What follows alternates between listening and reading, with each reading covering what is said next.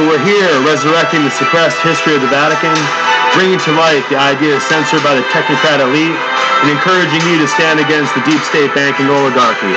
This is the Looking Glass Forum.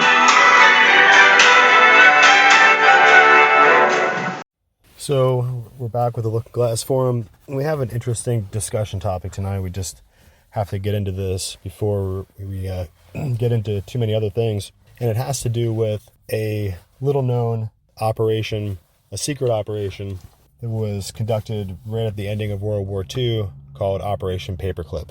There's been a lot of discussion about this particular move by the military-industrial complex, and there's a lot of interesting history surrounding the different background events about what happened.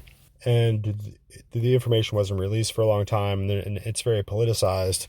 But what you have happen is you have during the World War II, the Office of Strategic Services, the OSS, which was the intelligence, the secret intelligence apparatus of the military at the time when we went into World War II.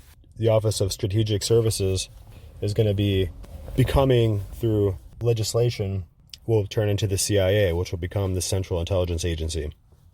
And it becomes noteworthy to point out that at that point, they were becoming a large intelligence operation, and they were up against the movements of the Gestapo and the secret services, the intelligence officers of Stalin.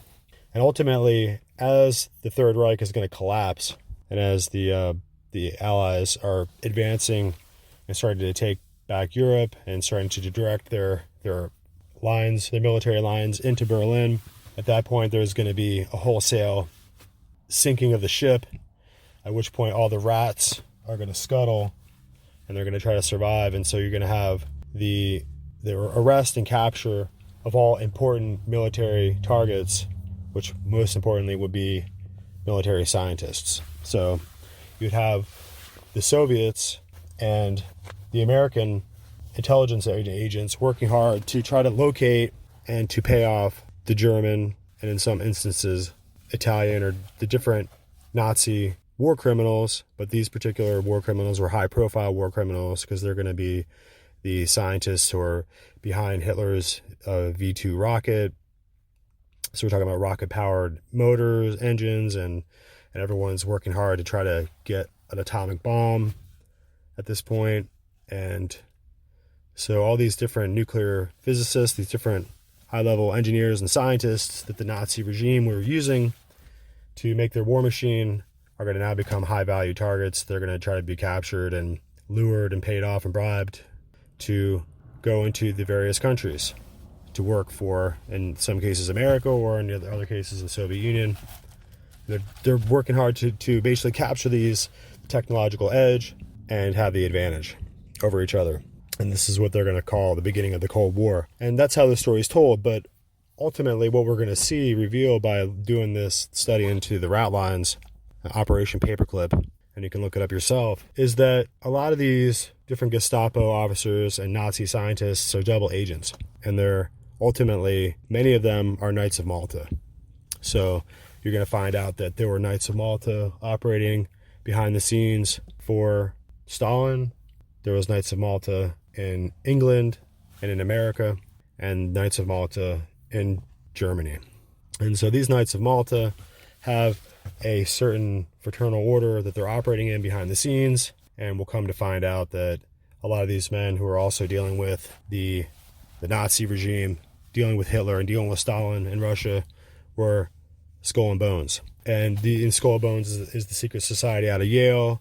Many of them are going to join Brown Brothers and Harriman banking and Chase Manhattan banking, and they're going to be working with Morgan and Morgan Banking, Money, and Rockefeller organizations. And they're going to be the foot soldiers who are going to make sure that, and the lawyers and the bankers in the background are going to be the Skull and Bones men. And what we'll begin to see is that the idea of Skull and Bones and the idea of the Knights of Malta are interchangeable. And so they're really just front groups operating within front groups. And the Knights of Malta are high-level papal knights, and their organization that is operates as a crusader force, a crusader phalanx of military soldiers who are there to operate on behalf of their commander and their high-level service agents, if you will, there to implement the will of the papacy, ultimately the Counter-Reformation. And we'll see that behind the supposed political excuses and the political reasoning given to create such a terrible war, the diplomats behind the scenes, the different people that were operating within the supposed Axis and allied armies in the different countries that are operating are really going to be pawns in a large game. And so you're going to see that this large warfare, the puzzle pieces of this World War I and World War II, when it's truly fully explained and elucidated, it becomes apparent that it was ultimately a second 30 Years' War. And it was an extension of the Counter-Reformation in order to destroy Germany and to destroy America and to destroy France and England. And so ultimately you're going to see that this is going to be the papacy's revenge on countries who were no longer obedient. France used to be a highly Catholic, a champion nation for Catholicism and for the papacy, a champion of the Romanist cause. And ultimately Germany was, with Martin Luther, was the foundation point of the Reformation, the Protestant Reformation, and America itself was an extension of the Protestant Reformation. And so England had their kings who were turning to Protestantism, including Henry Tudor and his daughter Elizabeth I, and other wayward kings, impious kings, who they had the papacy and the Jesuits reserved the right to destroy them because they were no longer obedient to the only religion, which is, in their mind, the Romanism.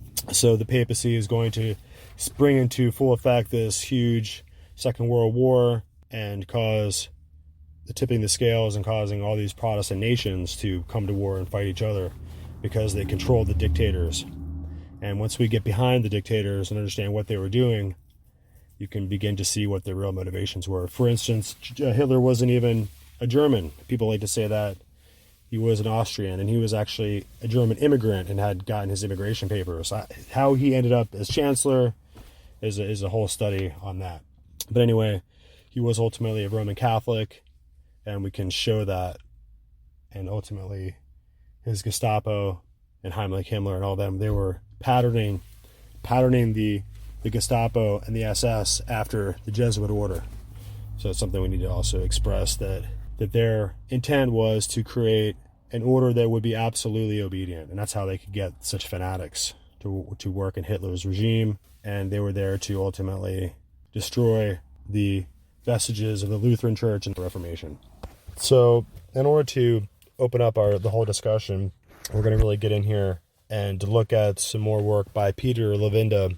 But he has an interesting perspective here on the whole discussion about the Ratlines and about the wholesale escape of the Hitler's Third Reich. And this gets very involved because there's some people, as they retrace the history and they start to look into it, they're able to track the Nazis' movements across Europe as the Third Reich is collapsing in on itself, and the soldiers are even still fighting, and the war is still going on. The people in the know who know that the military lines are stretched too thin. Auschwitz and the death camps are still churning European Jewry into the gas chambers and killing everyone. But as the enemy lines, as the telegrams are coming through, and as the enemy lines are beginning to collapse, and the Russians and the Allies, the British and the American forces are starting to punch through across Europe and Poland and into Germany, the high command of the Third Reich is going to scatter and disappear and basically escape. And they're going to escape all over the place, all over the world, but especially into South America and into Argentina. This is crucial to understand that this is the picture we're beginning to render. We're beginning to vivify the imagery of the Nazi high command as they're escaping all across Europe. Even Heinrich Himmler apparently donned a Jesuit cassock, which is a black Jesuit priest uniform, and clung on to some kind of religious book, clutched in his hand and his rosary, and he made it across the train stations and made it out of Germany and out of the European or the Allied lines, and was able to escape. So they were desperately looking all over the place, and we know that the escape happened because the OSS, or what would be the new CIA, were going to scoop up as many of these Nazi scientists as possible. And the interesting part that the Roman papacy, the Roman Church, plays in all this, because it has many locations, many archdioceses, many priests all throughout Europe. So much like the Lincoln assassination, they were able to provide wholesale support to the Nazi officials and the Nazi SS High Command and the Gestapo High Command as they're making their escape out of Europe. So let's get into this discussion here about the Ratlines and Operation Paperclip, and we're here with Peter Levinda. We'll begin a new series on Ratline. And Peter, tell them how they can get a copy of Ratline. Sure. Barnes & Noble is carrying it in most of their stores, but you can also get it, of course, online at Amazon.com and BarnesandNoble.com, all the usual places. Okay. I wanted to ask you, why was Argentina considered not safe enough? Okay, we'll have to backpedal a little bit. Not safe enough for whom? The Argentina was considered a pretty safe destination for Nazis in general. Yeah. And that's because the government there, especially under Juan Peron, was very pro-Nazi, pro-fascist, basically. Juan Peron had admired Mussolini's fascists for a long time. There was a lot of money pouring into Argentina from the SS, just before the end of the war, and then of course long after the end of the war, paying people off and making sure that Argentina would be a safe destination. Also, Juan Peron's brand of Catholicism was a blend of Catholicism and anti-communism, which made it also an ideal location for Nazis. So you had a huge influx of war criminals to Argentina specifically, but then to other countries in the region, Bolivia, Paraguay, Chile, Brazil, at the end of the war. People were basically well disposed towards the ideals of Nazism for the most part. They saw the Nazis as being anti-American, of course, and many of the people in Latin America shared those sentiments because they had dealt with American colonial type of activities for a long time, starting with the Monroe Doctrine, in which, basically North America said South America was off limits to everybody else. So there was a kind of anti-American sentiment and a pro-fascist sentiment, and the idea that Catholicism could be the bulwark against communism. So all of this made Argentina a very attractive place for Nazis who are now escaping the fall of the Third Reich. However, if you were a very prominent Nazi, if you were one of the most wanted war criminals in the world, Argentina might not have been a safe place for you to go to, because a lower level Nazi might have traded the information for their own safety, or they may have traded it for money, or they may have tried to cut a deal with American intelligence or British intelligence or even Soviet intelligence. So in some cases you might have found yourself in a bit of a sticky wicket when it came to Argentina, because it was a two-edged sword. For the most part, the regime was very friendly towards you, and the regime would protect you in as far as they could. But you had to be kind of suspicious of some of your fellow Nazis and some of your fellow war criminals. Were they part of the comrade, setup or not? Were they SS?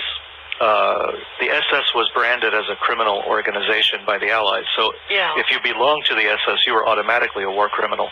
So the SS tended to stick together. But what if you were not SS, but you were still a war criminal? Could you count on the SS to protect you? Or was there going to be some kind of quid pro quo there, which you have to buy your freedom or somehow ransom it? So I think there was a complicated situation, and we tend to look at the at the Nazi underground as monolithic, and it wasn't. There were personalities. There was Otto Skorzeny. There was Hans Rudel. There were people who were financing this, and they were not a charitable organization, shall we say. They were people who needed favors in return quite often. So I think it was a complicated place, and I think that if someone as high profile as, let's say, Adolf Hitler were to try to escape to Argentina, would he have been able to stay there for any length of time? Could he rely on the people around him, some of whom had felt betrayed by Hitler for various reasons, or felt betrayed by the Third Reich in general? Maybe somebody would have traded in, Hitler's identity or Hitler's whereabouts for some, for a lot of money, or for some protection by one of the Allied governments, or whatever. It's possible, especially if you were lower level and you were looking at maybe a possible prison term, or you were broke and the other Nazis were not coming forward and helping you out. Maybe you were bitter. So I think that someone like Hitler would have been nervous after a while and not feel that he was really being protected, to the best that he could. Well, there's a skull that the Russians claim is Hitler. How does that happen? Well, see, that's a bit of a problem for historians, because the story of the Hitler skull, its provenance is very murky, because this whole thing was in the hands of Russian intelligence. It started off with a group called SMERSH, which was a Soviet counterintelligence operation within the NKVD, which later became the KGB. SMERSH is an acronym. It means death to spies. So it was one of the Stalin era, anti-intelligence, counterintelligence operations, and they were the first on the scene in Berlin at the fall of Berlin. The Russians, of course, are the ones who entered Berlin. The other allies came in a bit later. So the Soviets were the first. So they were there at the bunker. And they basically laid claim to whatever they found there. And there's a very strange, complicated, convoluted story of how the Soviets came across or came into possession of Hitler's body, as well as Eva Braun's body and the bodies of the Goebbels family, and so on and so forth. The whole story changes constantly between one Russian dossier and the next, and we really don't know the truth behind any of this. The spies, the Russian spies, were telling one story to Stalin, and Stalin wasn't buying it, and he told them to go back there and find out. And people were deathly afraid of Stalin. Stalin could order your execution with the blink of an eye, as he did. Thousands of people purged under Stalin, hundreds of thousands. So, people were very frightened. So they would tell Stalin whatever Stalin wanted to hear, basically, as long as they could give some evidence to prove it. So they came across some bodies in Berlin, and the story of how they came across it is also very murky. You had a Nazi, an SS officer who was captured by the Soviets, and he was forced to tell them where Hitler's body was, and he couldn't find it. And then later on, they got other information as to where the bodies might be, and suddenly, miraculously, he finds them in the same place the Soviets say they're supposed to be. The whole thing was stupid. Anyway, so they dig up these two bodies of Hitler and Eva, supposedly, and they perform autopsies. Battlefield autopsies. This was not, a CSI type autopsy we're doing here. This is, a bunch of Soviet doctors with, a hammer and a saw and a couple of pairs of scissors or something, and they're trying to perform an autopsy on two bodies that have been partially burned. And they found initially one body that was the dead ringer for Hitler, and it turned out it wasn't Hitler. It was one of Hitler's doubles. They found a guy called Gustav Weber, who was a Hitler double, who was living peacefully somewhere. They found another double, in a grave, and they thought it was Hitler. The whole thing was a mess. So they finally find this one body, and it's partially burned, because the idea was the bodies of Hitler and Eva were cremated by the SS in front of the bunker in the Reichschancellery garden. And they poured petrol, they poured gasoline over the bodies, lit it, and the bodies were partially burned. So they were burned beyond recognition facially. There was no way of telling from the faces of these two individuals who they were. So they had to rely upon dental records. Now, that's another funny story because there were no dental records. Right. The dental records had basically been destroyed. So they found a dentist, or they found a dental assistant, actually. And the dental assistant suddenly draws the dental records of both Hitler and Eva Braun perfectly from memory, right? Oh. I mean, it's an impossible task, right? But they're in Soviet captivity, so they draw dental records which match precisely the dentures that are found in each of these two bodies, in Hitler's and in Eva Braun's body. So now we have invented dentures, a dental record, matching found dentures. The problem with the dentures is that they didn't fit in the mouths of these corpses.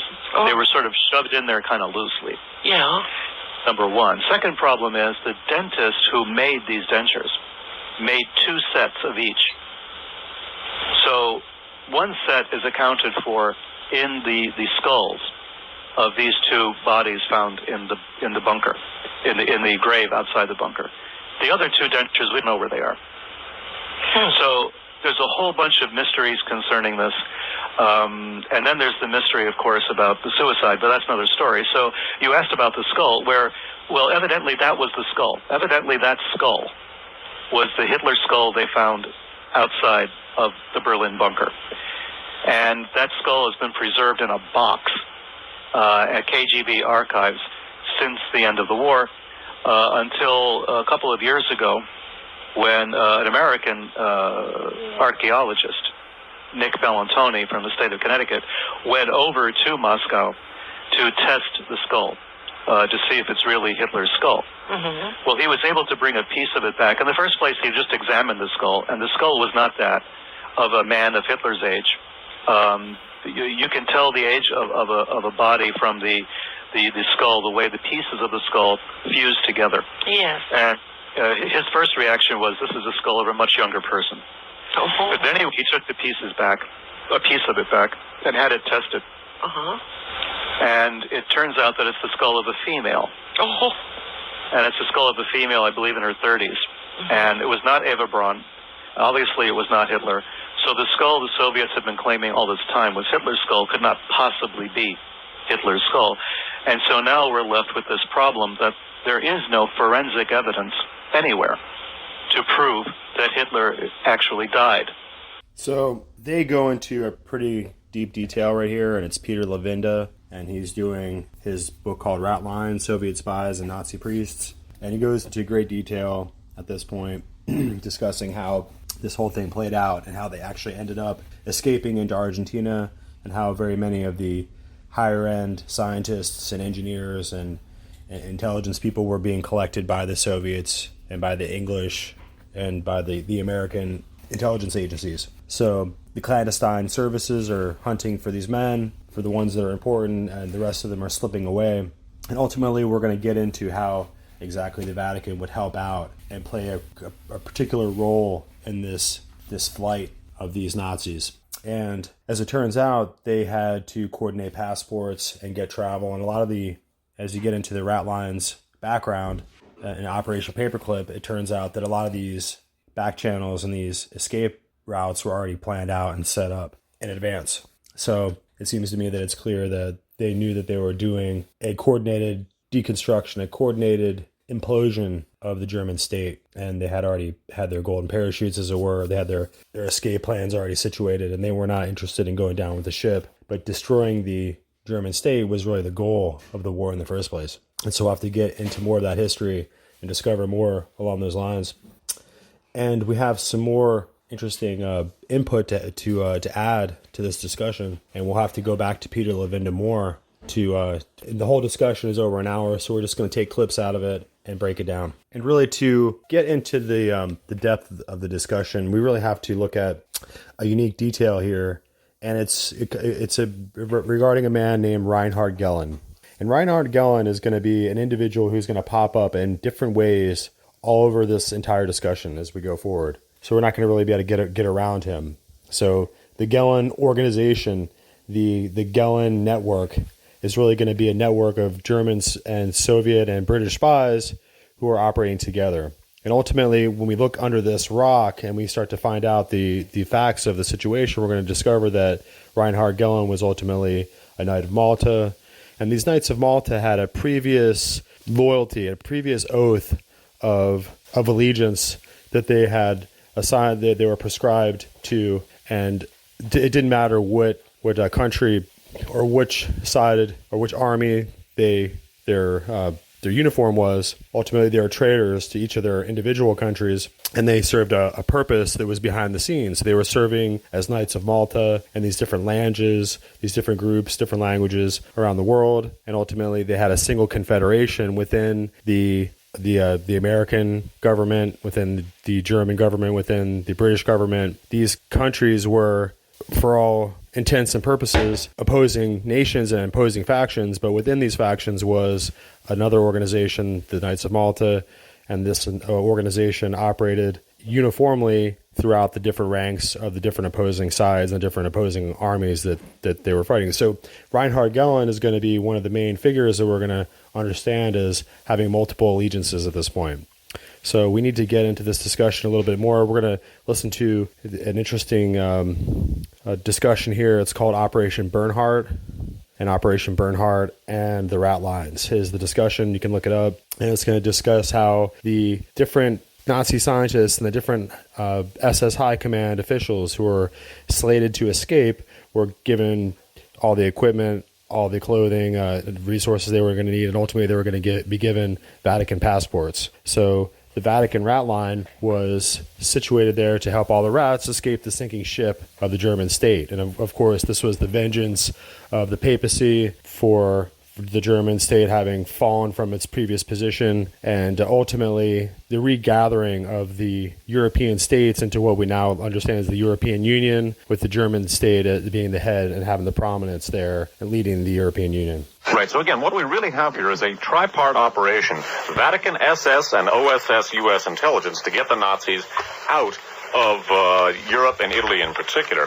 Now, it's worth noting here that Cardinal Montini, again, goes on to become Pope Paul VI later on, and we're going to look at the association of Paul VI with many of the, the successors to some of these same elements we're talking about in future broadcasts in this special series on Vatican politics.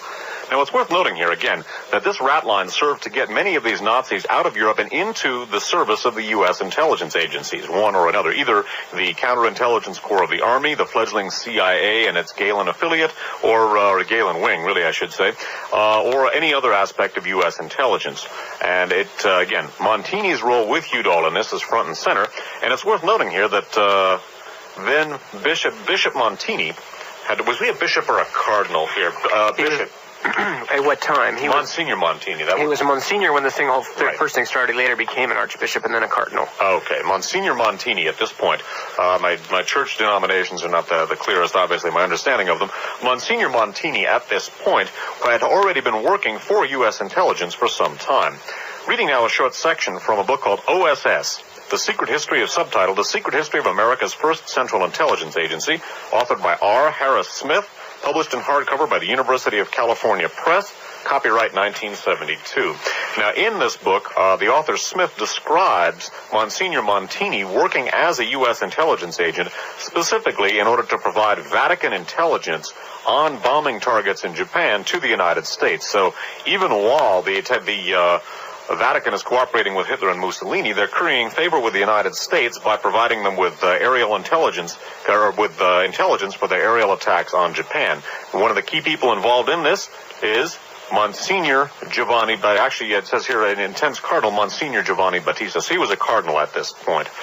Reading about this, by the way, it was called the Vessel Project. Reading about Montini's wartime work for U.S. intelligence, and again, remembering that later on, he was instrumental in providing Vatican passports for many top Nazis to leave Italy, many of them wound up working for U.S. intelligence.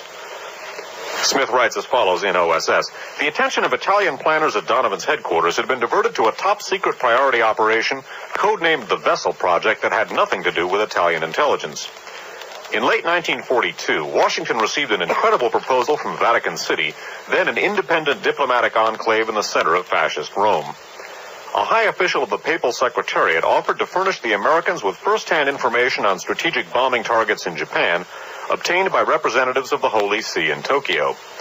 OSS accepted with alacrity, and a complex espionage network was born. The intelligence from the Japanese capital was sent to a contact at the Vatican, then relayed to the Irish embassy in Rome. With the secret approval of Premier de Valera, the information passed by Irish diplomatic pouch to Dublin. There it was collected by Riccardo Mazzarini, an anti-fascist emigre who represented the SI Italian desk in London. That's the British Special Intelligence. Transmitted in special naval code to Washington, the data was then analyzed and compiled at OSS headquarters by an ex-colonel of Mussolini's Air Force, an air attaché at the Italian embassy in Tokyo before his defection, unquote, to the United States. This circuitous process took only a matter of days and provided Washington with vital Japanese intelligence in the spring of 1943. The vessel project was masterminded by two men. The Vatican agent was a thin, intense cardinal, Monsignor Giovanni Battista Montini, later to become Pope Paul VI. His fellow OSS conspirator, Earl Brennan, a veteran of the State Department's consular service and Republican member of the New Hampshire legislature, headed the SI desk in Washington. I guess SI was not, that's, anyway, that is a branch of U.S. intelligence here, working obviously with OSS. I'm going to have to double check just what that reference is too. Anyway, continuing here.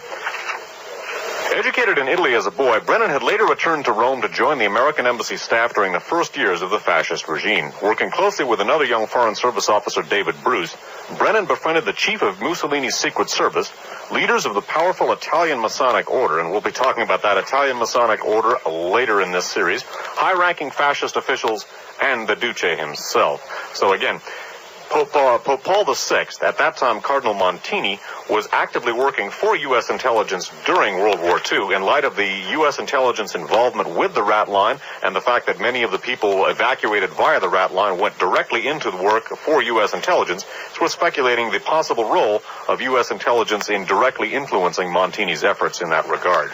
And we're going to talk about one place, at least, where the U.S. played a role, but also we're going to introduce one of our key players who is going to be showing up time and time again during these 5 broadcasts, a man who himself first became affiliated with most of the people that he is going to be showing up with later on at the end of World War II and the financing and organization of the Rat Line. I just remembered what SI stands for. That is actually a subdivision of OSS. What that is, it refers to Special Intelligence.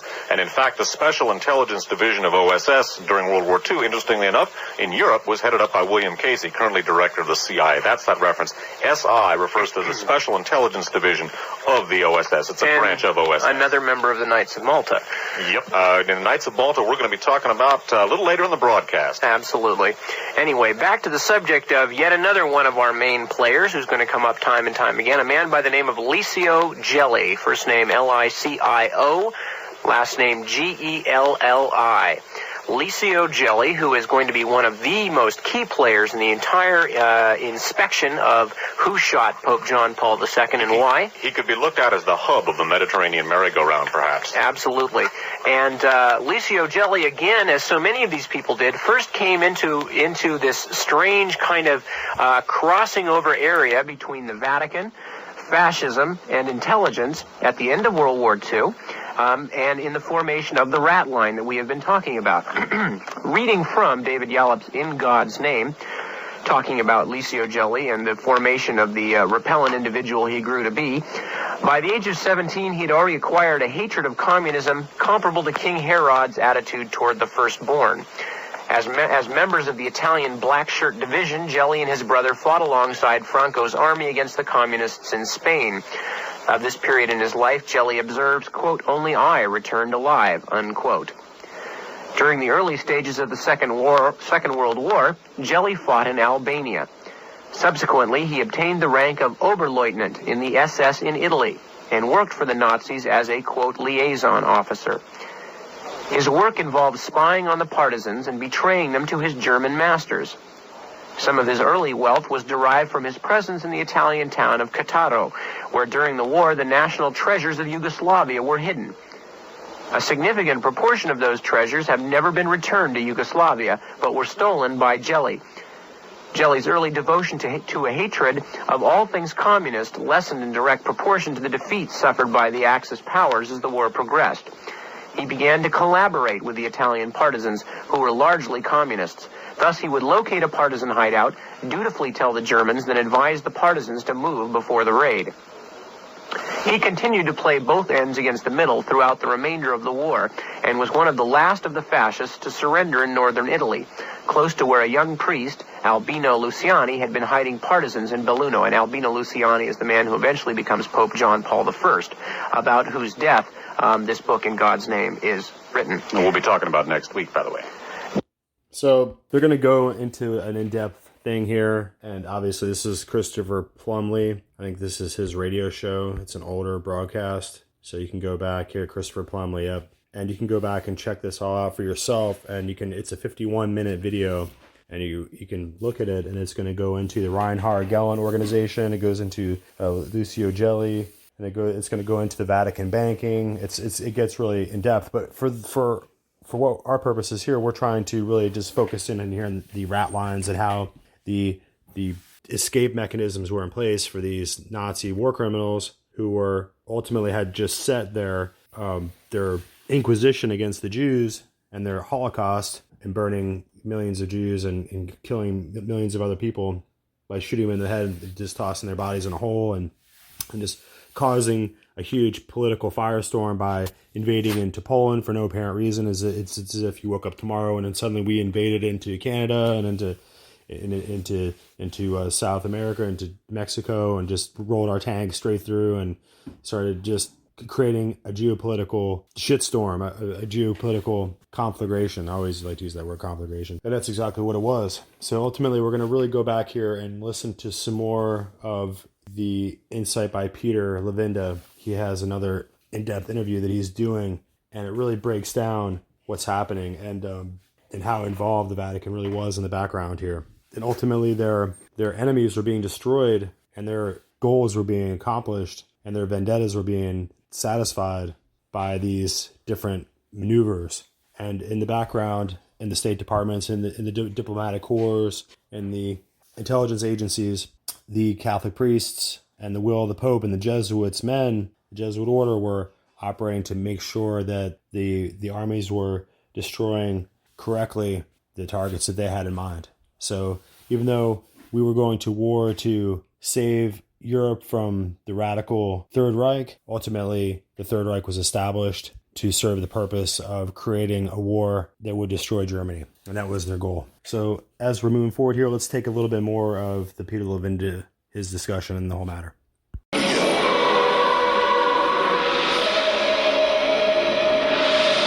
now your host, Brent Holland.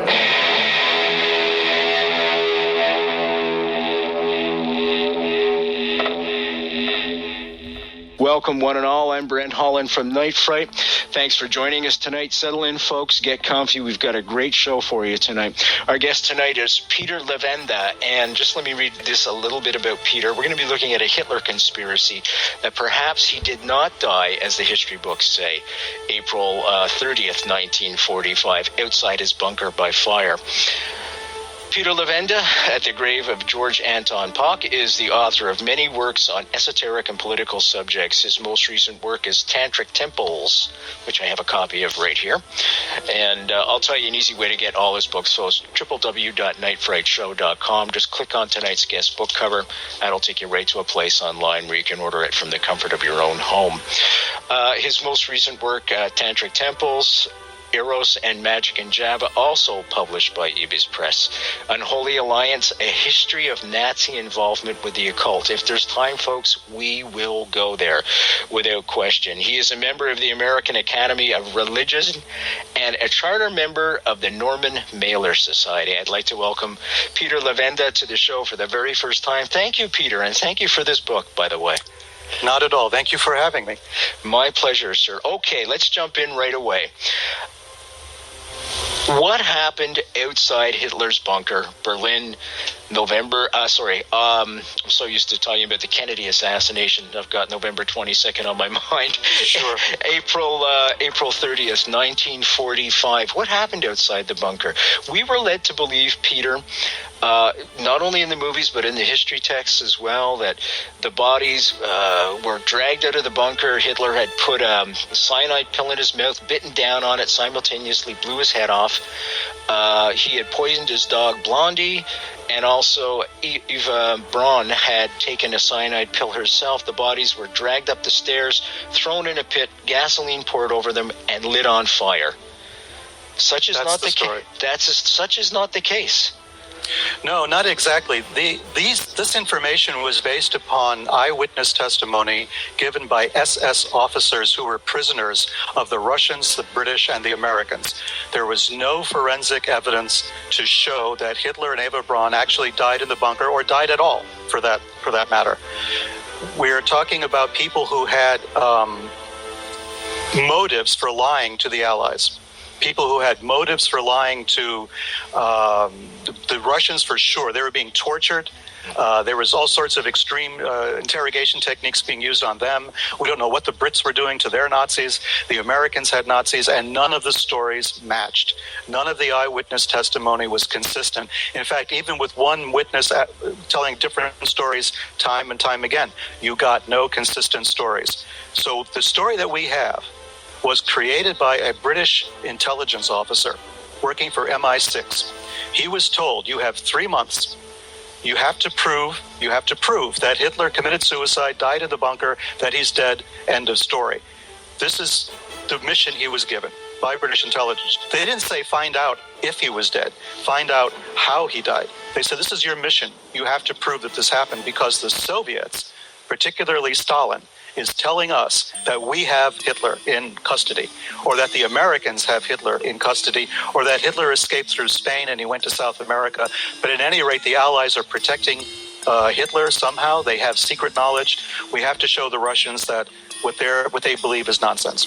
So, what was to their advantage to prove the fact that Hitler did not die that day? In terms of the Russians, I guess. Let me rephrase that. I just realized I've said it incorrectly. What was to their advantage to prove that Hitler did die that day and did not escape?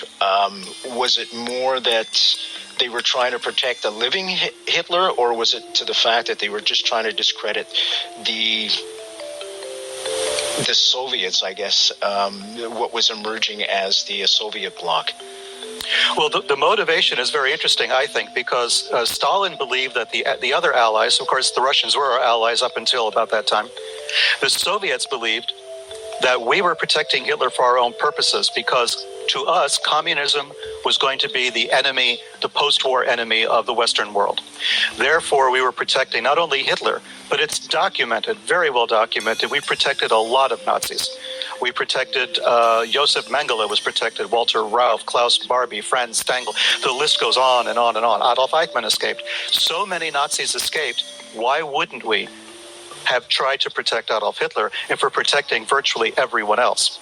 A handful of Nazis went to Nuremberg, a handful, executed. Some just had prison terms, but some of the worst monsters of the Third Reich managed to escape. They did. Why did they let them escape? Again, what was to the advantage of the Allies to have monsters, you say, like a Klaus Barbie, an Adolf Eichmann, although the Israelis went and got him. I think it was 1962. 1960, I think. Yeah, I think you're right, actually. What was to their advantage to let these monsters escape? I mean, they just fought a war against these guys. They'd seen the concentration camps. They'd seen the murders of civilians right across Europe. That's true, but the Allies, just like the Church at them, saw communism as the greater enemy. Communism was going to be a great threat. We remember General Patton famously said we were pointing our guns in the wrong direction. I mean, he had hired some of these Nazi criminals to manage the displaced persons camps, which had been converted from concentration camps. You see, so he's converting these camps He's putting Nazi guards in charge, which is one of the worst crimes I could imagine, to have prisoners in concentration camps realize that their new guards are the old SS guards. This is what Patton was doing. He thought that the Germans were great soldiers. They had machismo. They had the warrior spirit. We have to go and fight the communists because that's where the real enemy is. And I think that was a belief that was shared among a lot of people, even in the military high commands of Great Britain, of England, and of America. So I think these beliefs made it seem that it's as if we have to protect these guys. They understand about how the Russians work. They have spy networks inside the Soviet Union. We have to protect them, bring them out of Europe, and make sure the Nazis, the Soviets don't get a hold of them and don't try to turn those networks against us. So it was a great game, essentially, like what was being played in Afghanistan 100 years ago was now being played in Europe. Protect the Nazis because we're fighting the Russians. You're right that 1947 was kind of a pivotal point towards protecting the Nazis, because prior to that they were hunting them down. But 47, I guess what happened there was the Soviet Union really became the Iron Curtain at that point. That's correct. Until 47, even as early as late 1946, what you had were Americans who were hunting down the Nazis to prosecute them. Suddenly, the same offices that were hunting them to prosecute them were now hunting them to hire them. I mean, the whole about-face took place, especially in 47, with the creation of the National Security Act, the Central Intelligence Agency. Suddenly, we realized that we have a new enemy in the world to fight. It's the Soviet Union, and the best people who know about the Soviet Union would be the Nazis who have been fighting them, who had invaded Russia, who understood what was going on there. So, yes, there was a major turnaround at that point, and suddenly we're protecting Nazis. Folks, our guest tonight, Peter Levenda, he's written a terrific book called The Ratline, Soviet Spies, Nazi Priests, and we're going to go there right away. The Vatican's part and parcel to how the Soviets escaped as well, and the disappearance of Adolf Hitler. Now, The Ratline, folks, wasn't a single source for Nazis to escape on. It wasn't going from A to B. Sometimes they would go from A to Z and then back and then to G and then H and finally get to B, if you will. Part and parcel to that was the Vatican played a major role, which, you know, I've known about this for a while, but every time I read how they got in bed with the Nazis, the Vatican, it just boggles my mind, because I guess I've held the church in such high esteem for so many other things, and all of a sudden they come along and they get in bed with the slime of humanity. Can we talk a little bit about how even the Pope signed the Concordiat with the Third Reich in the 30s, 1933? Well, sure. Again, we have to realize that the Nazis and the church had a few goals in common. One of them was to fight communism. It's hard for us to believe, people of my generation understand it, but younger people may not believe that communism was considered to be a major cultural, political, economic enemy, worse than what we consider of terrorism or Islamic fundamentalism today.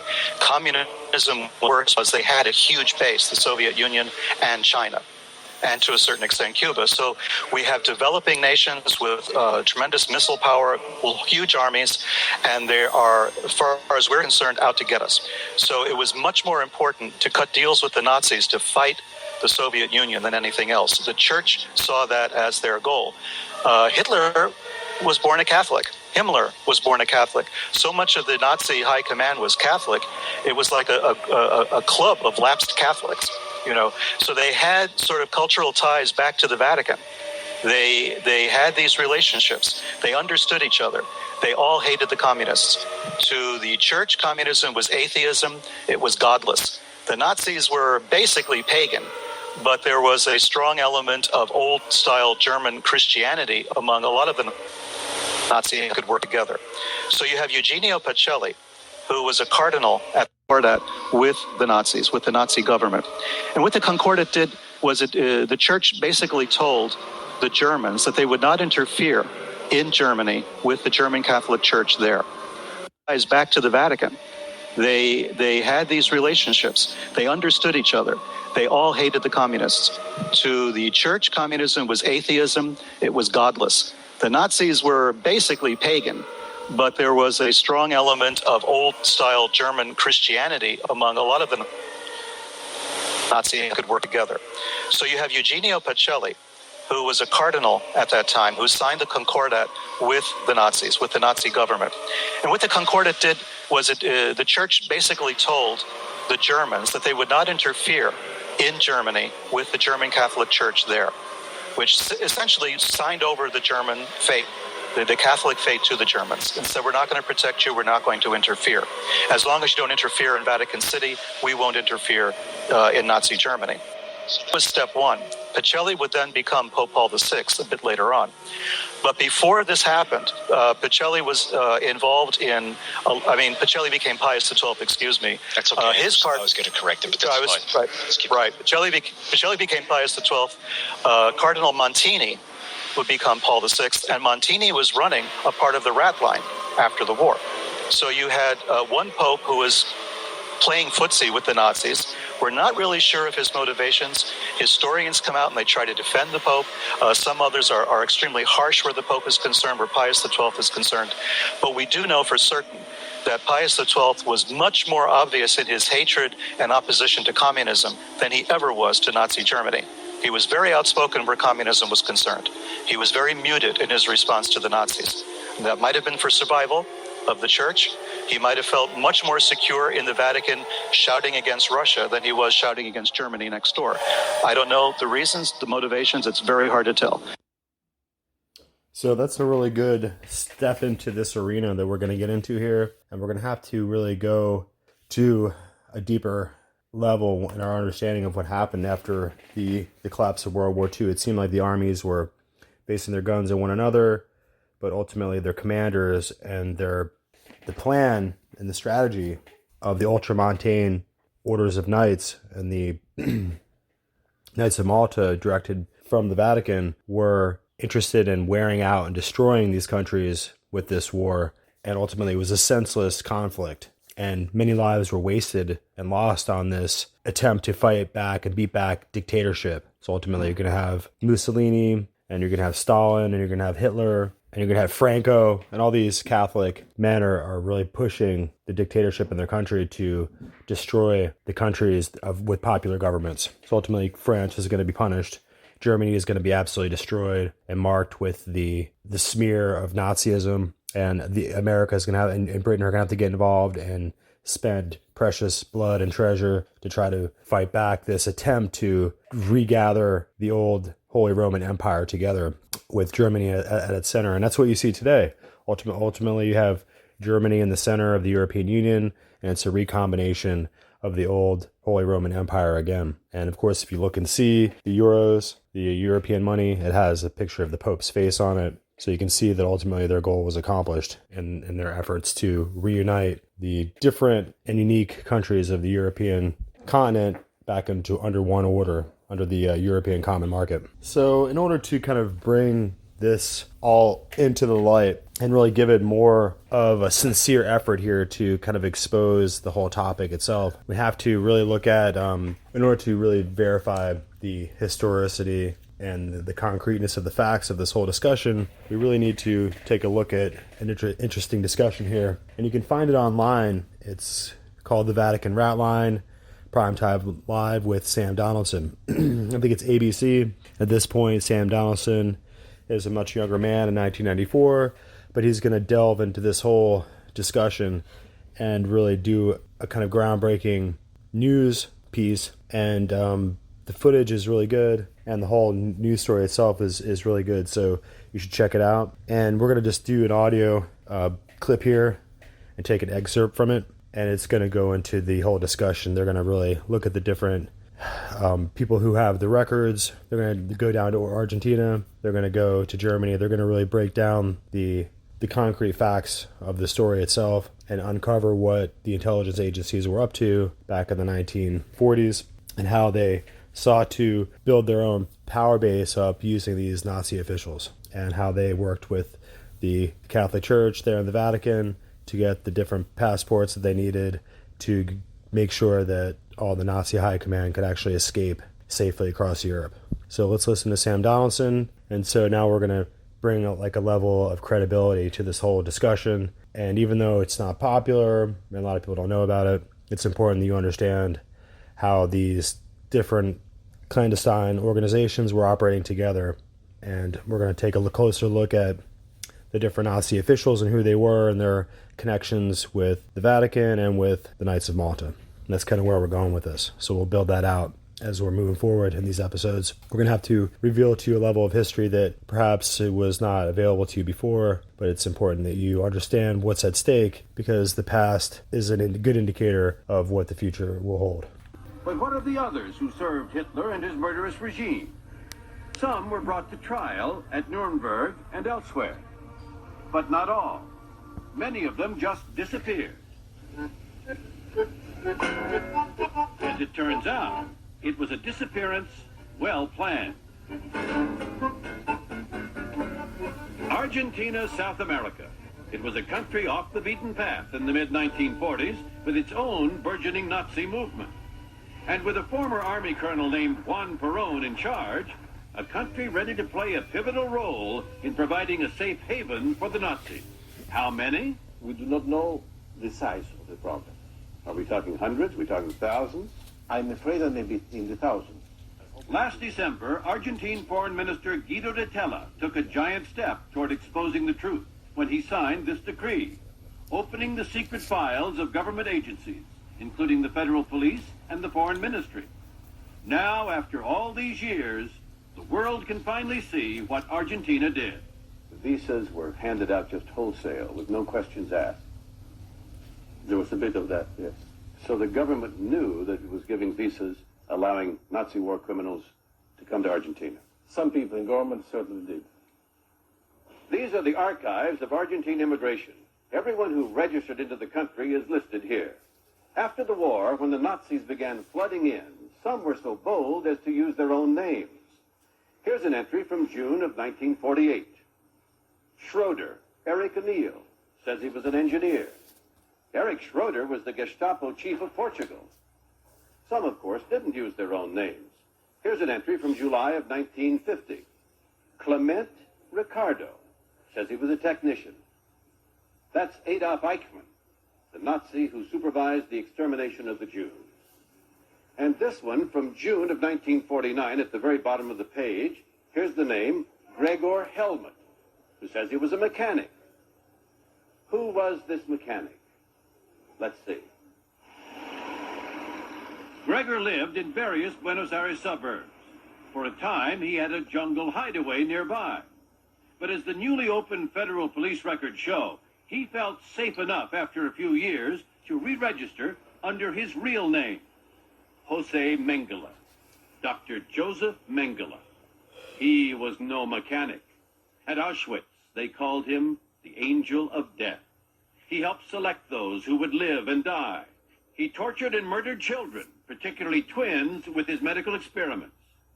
Mengele is believed to have died in 1979 in Brazil. But we now have proof for the first time that the Argentine authorities knew about his activities in their country and protected him. There you can see his activities here in the country, how he lived with such impunity. When the archives were opened, Dr. Beatrice Gurevich, research director for Jewish organizations in Buenos Aires, set to work gathering data on Nazi war criminals like Mengele. This is a document from the federal police. Those are Mengele's fingerprints? These are Mengele's fingerprints. They had him on file? Yes, of course. And the argument for not extraditing him was that Argentina didn't extradite people for political crimes. Mengele? Political crimes? So it is said in the document. Well, Dr. Mengele was one of the great butchers of all times. That was the argument. Why are you so astonished about this? This is absence of moral responsibility. But this absence of moral responsibility was not Argentina's alone. Nazi war criminals needed help to escape Europe. They got it here in Rome, beginning with two highly unlikely sources, the intelligence services of Britain and the United States. They saved tens of thousands of Nazis in order to use them against the Soviets. Peter Tompkins should know He was a wartime spy working undercover in Rome for the American OSS, predecessor of the CIA.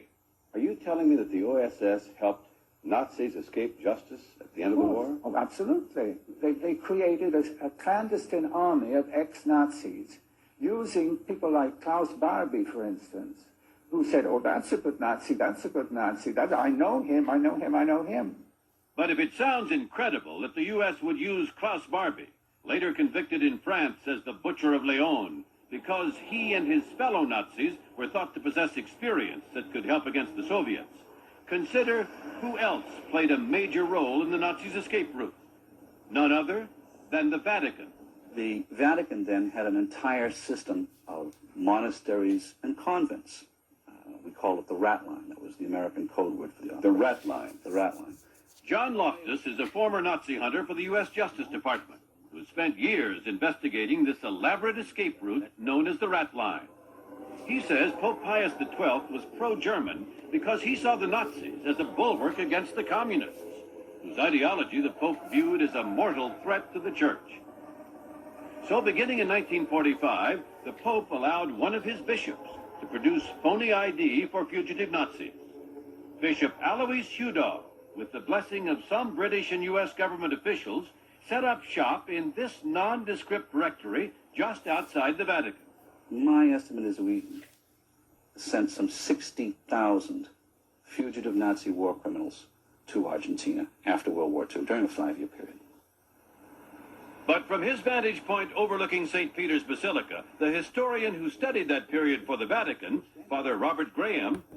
So, we're not even going to listen to Father Graham come out and tell his ridiculous lies. So that's what he does at this point. You need to go and watch Sam Donaldson's interview with these regarding this whole subject matter yourself.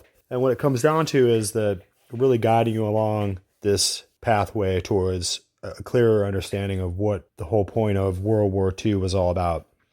And once they had agents and provocateurs and controllers within the different various opposing governments, you had some nations trying to remain nations. You had communist countries trying to convert all the other countries to communism through war, through starvation, or through whatever means they had. That's what Stalin was all about. And so ultimately you have this scientifically calculated destruction of the German state in order to get from the Second Reich, which was ultimately the way that the Lutheran and Protestant country was able to rise to such prominence and scientific advancement and technological advancement in the first place. So Hitler would come in being a Catholic and use these huge apparatuses of the state in order to create an enormous war machine to immediately go to war against Poland and to invade France and do all these other provocative things that really didn't make any sense. And ultimately we had to, England and America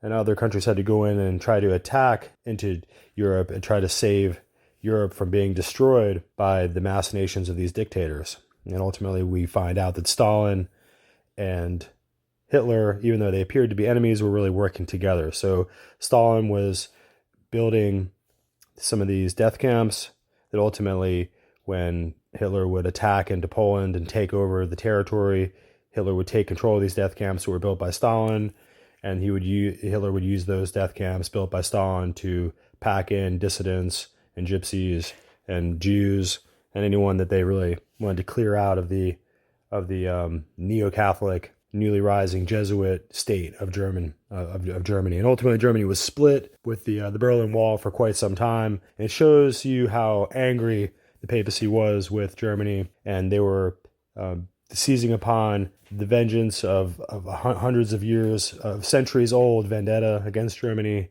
and destroying it in the way that they did, in such a historic and horrific way. So in order really to get into this discussion further, we're just kind of speeding through this material. And like I said, these are just clips. These are just excerpts from the material themselves. Maybe I'll try to post some of the YouTube links in the description area of the podcast video, So you can go ahead and just look some of that stuff up. But we need to go ahead and do another little interesting interview here. And this is going to be a discussion. It's regarding Pope Pius XII and the final solution implemented by Heinrich Himmler. And it's going to be a discussion by Eric John Phelps, who is a prolific author on these matters. And he's just talking to Victor Perillo. So Victor Perillo and Eric John Phelps have a discussion regarding this whole thing. And even though I find Eric John Phelps to be a provocative fellow, at the same time he has his hands in all these different topics, so we have to really understand where he's coming from and the knowledge that he wields, and that knowledge is coming from somewhere, and it's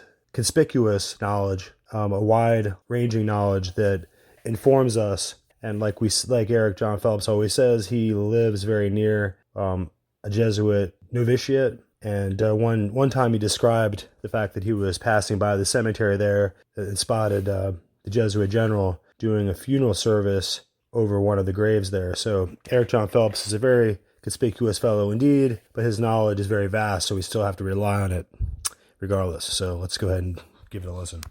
I was sent an email by Mr. Perillo, American Army major in World War II named Warren Lambert.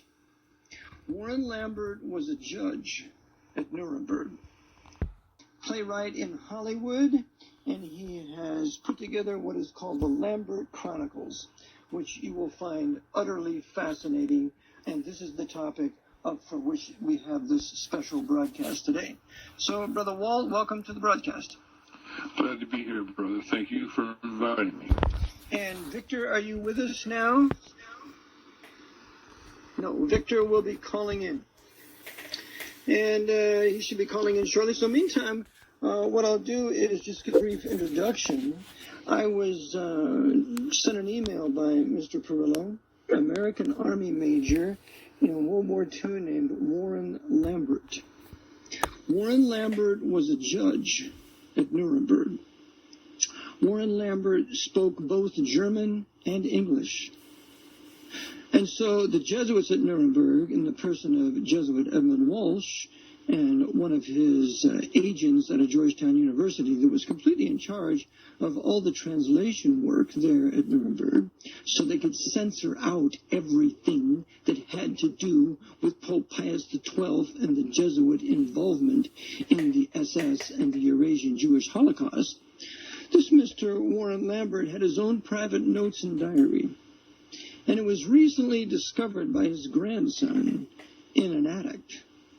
And these notes fully expose Pius XII as the major Jew baiter and hater of the impetus behind the Eurasian Jewish Holocaust, and of course Pius XII's immediate master, Jesuit Superior General Vladimir Ledochowski.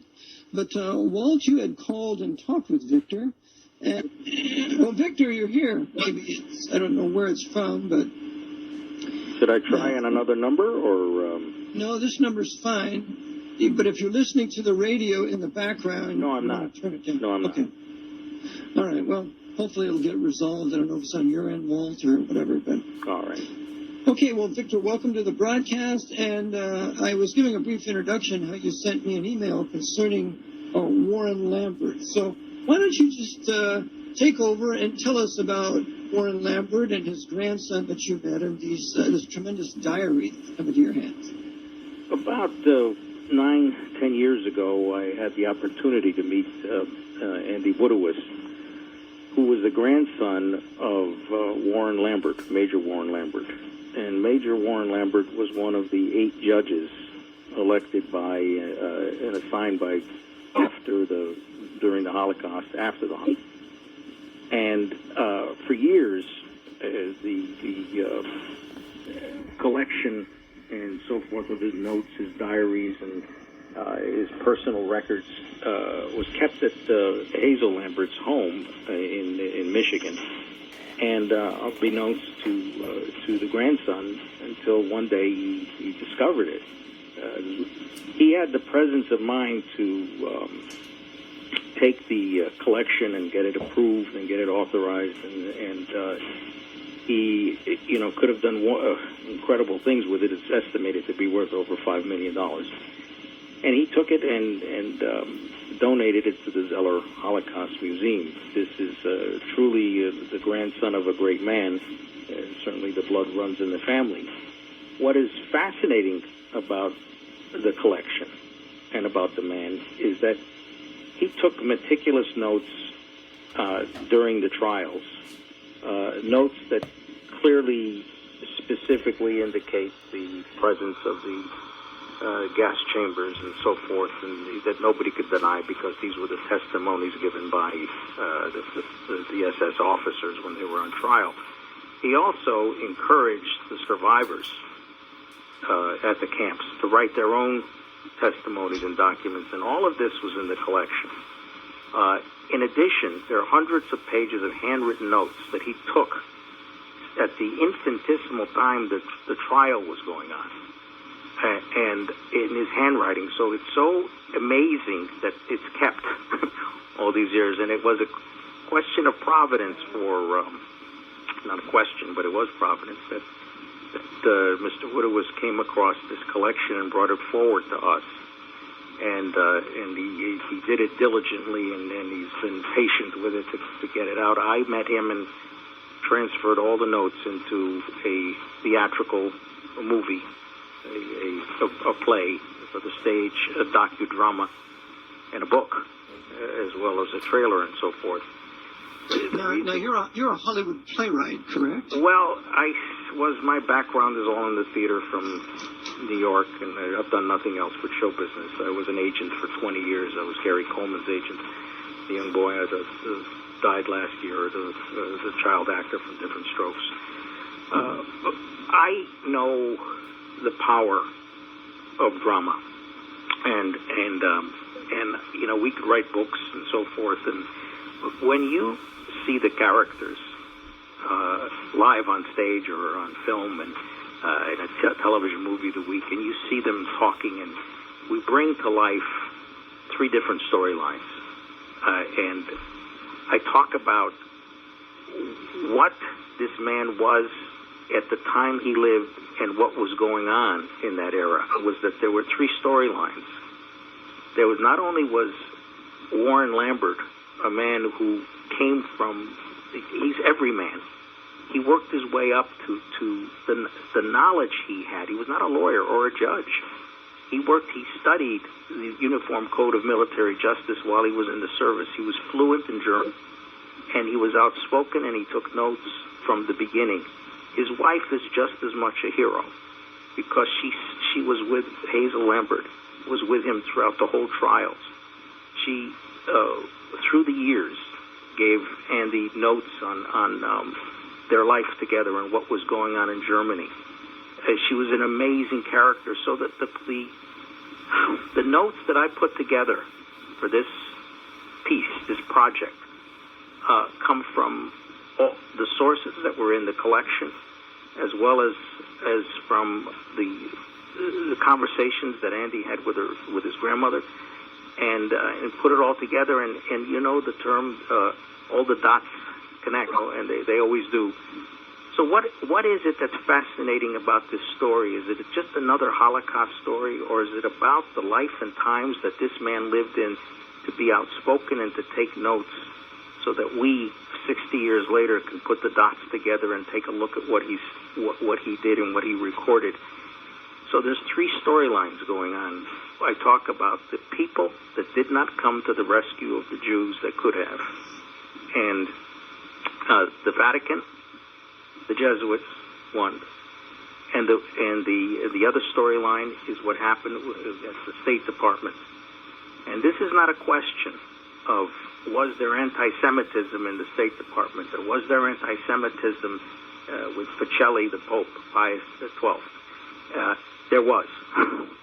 And when the audience leaves this theater, whether they see it in the play, or they see it in a movie theater, or they watch the docudrama, it hopefully will inspire all of us to say, when we see evil, we have to speak out, and we have to say it. And we saw what Lambert did, and we saw that the voice of truth can hardly be heard above a whisper, but the sound of evil is broadcast on the loudspeakers of Satan. You know, I mean, every time somebody talks and speaks out about what the reason why Hitler was aided and abetted, and the people that did it, it's silence. It's a very difficult project to get produced. And the reason is, the Jesuits, as you know, the Jesuits are running Hollywood, and that's one of their great secrets. They don't want the world to know that they were the masterminds behind the Eurasian Jewish Holocaust. There's no question about it, and there's no question about that. I will tell you that in lieu of what you said about, and I'm out here and I'm facing that battle all the time. It is amazing the people that read it for the first time, who are not the executives at the film companies, but in a second position, and are very excited, and then 3 or 4 days later call back in their voice. I understand that completely. As I mentioned before, when I was talking with a Japanese correspondent about the Jesuits being in charge of detonating the atomic bombs on the ground, atomic detonations, but the detonations took place on the ground by the Jesuits overseen by Pedro Rupe. She was happy about it, wanted to interview me, and all of a sudden, nope, got you. Yeah. Well, so, I mean, so that's one way we know we're on target. We're on target. And you know what? I think we may have discussed this, but, you know, why is it that when somebody tells the truth, you see, we are labeled as, people not too bright, nutcases, conspiracy theories. See, the truth is the truth. You know, it is what it is. The truth is the truth. It never disguises itself as not.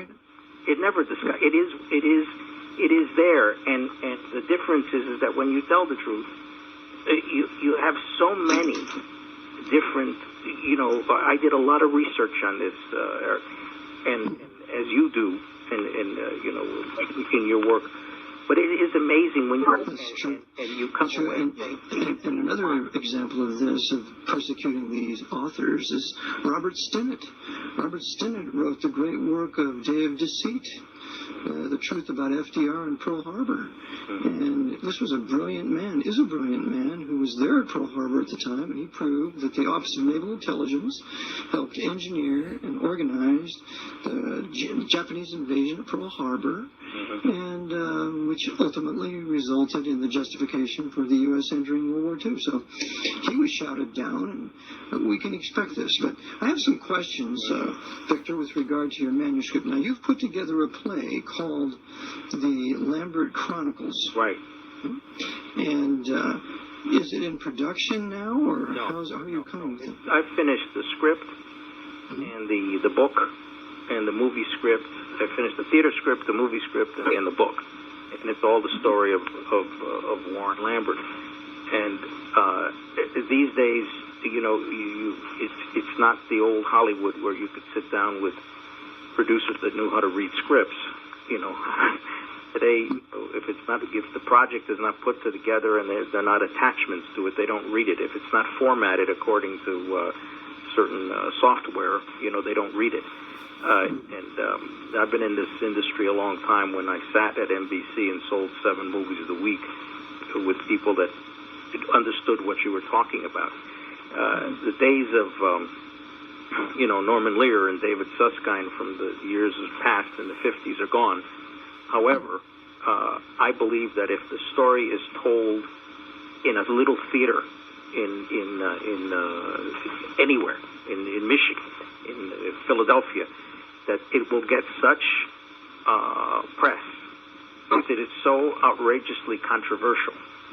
And controversy, as you know, gets attention and gets people talking.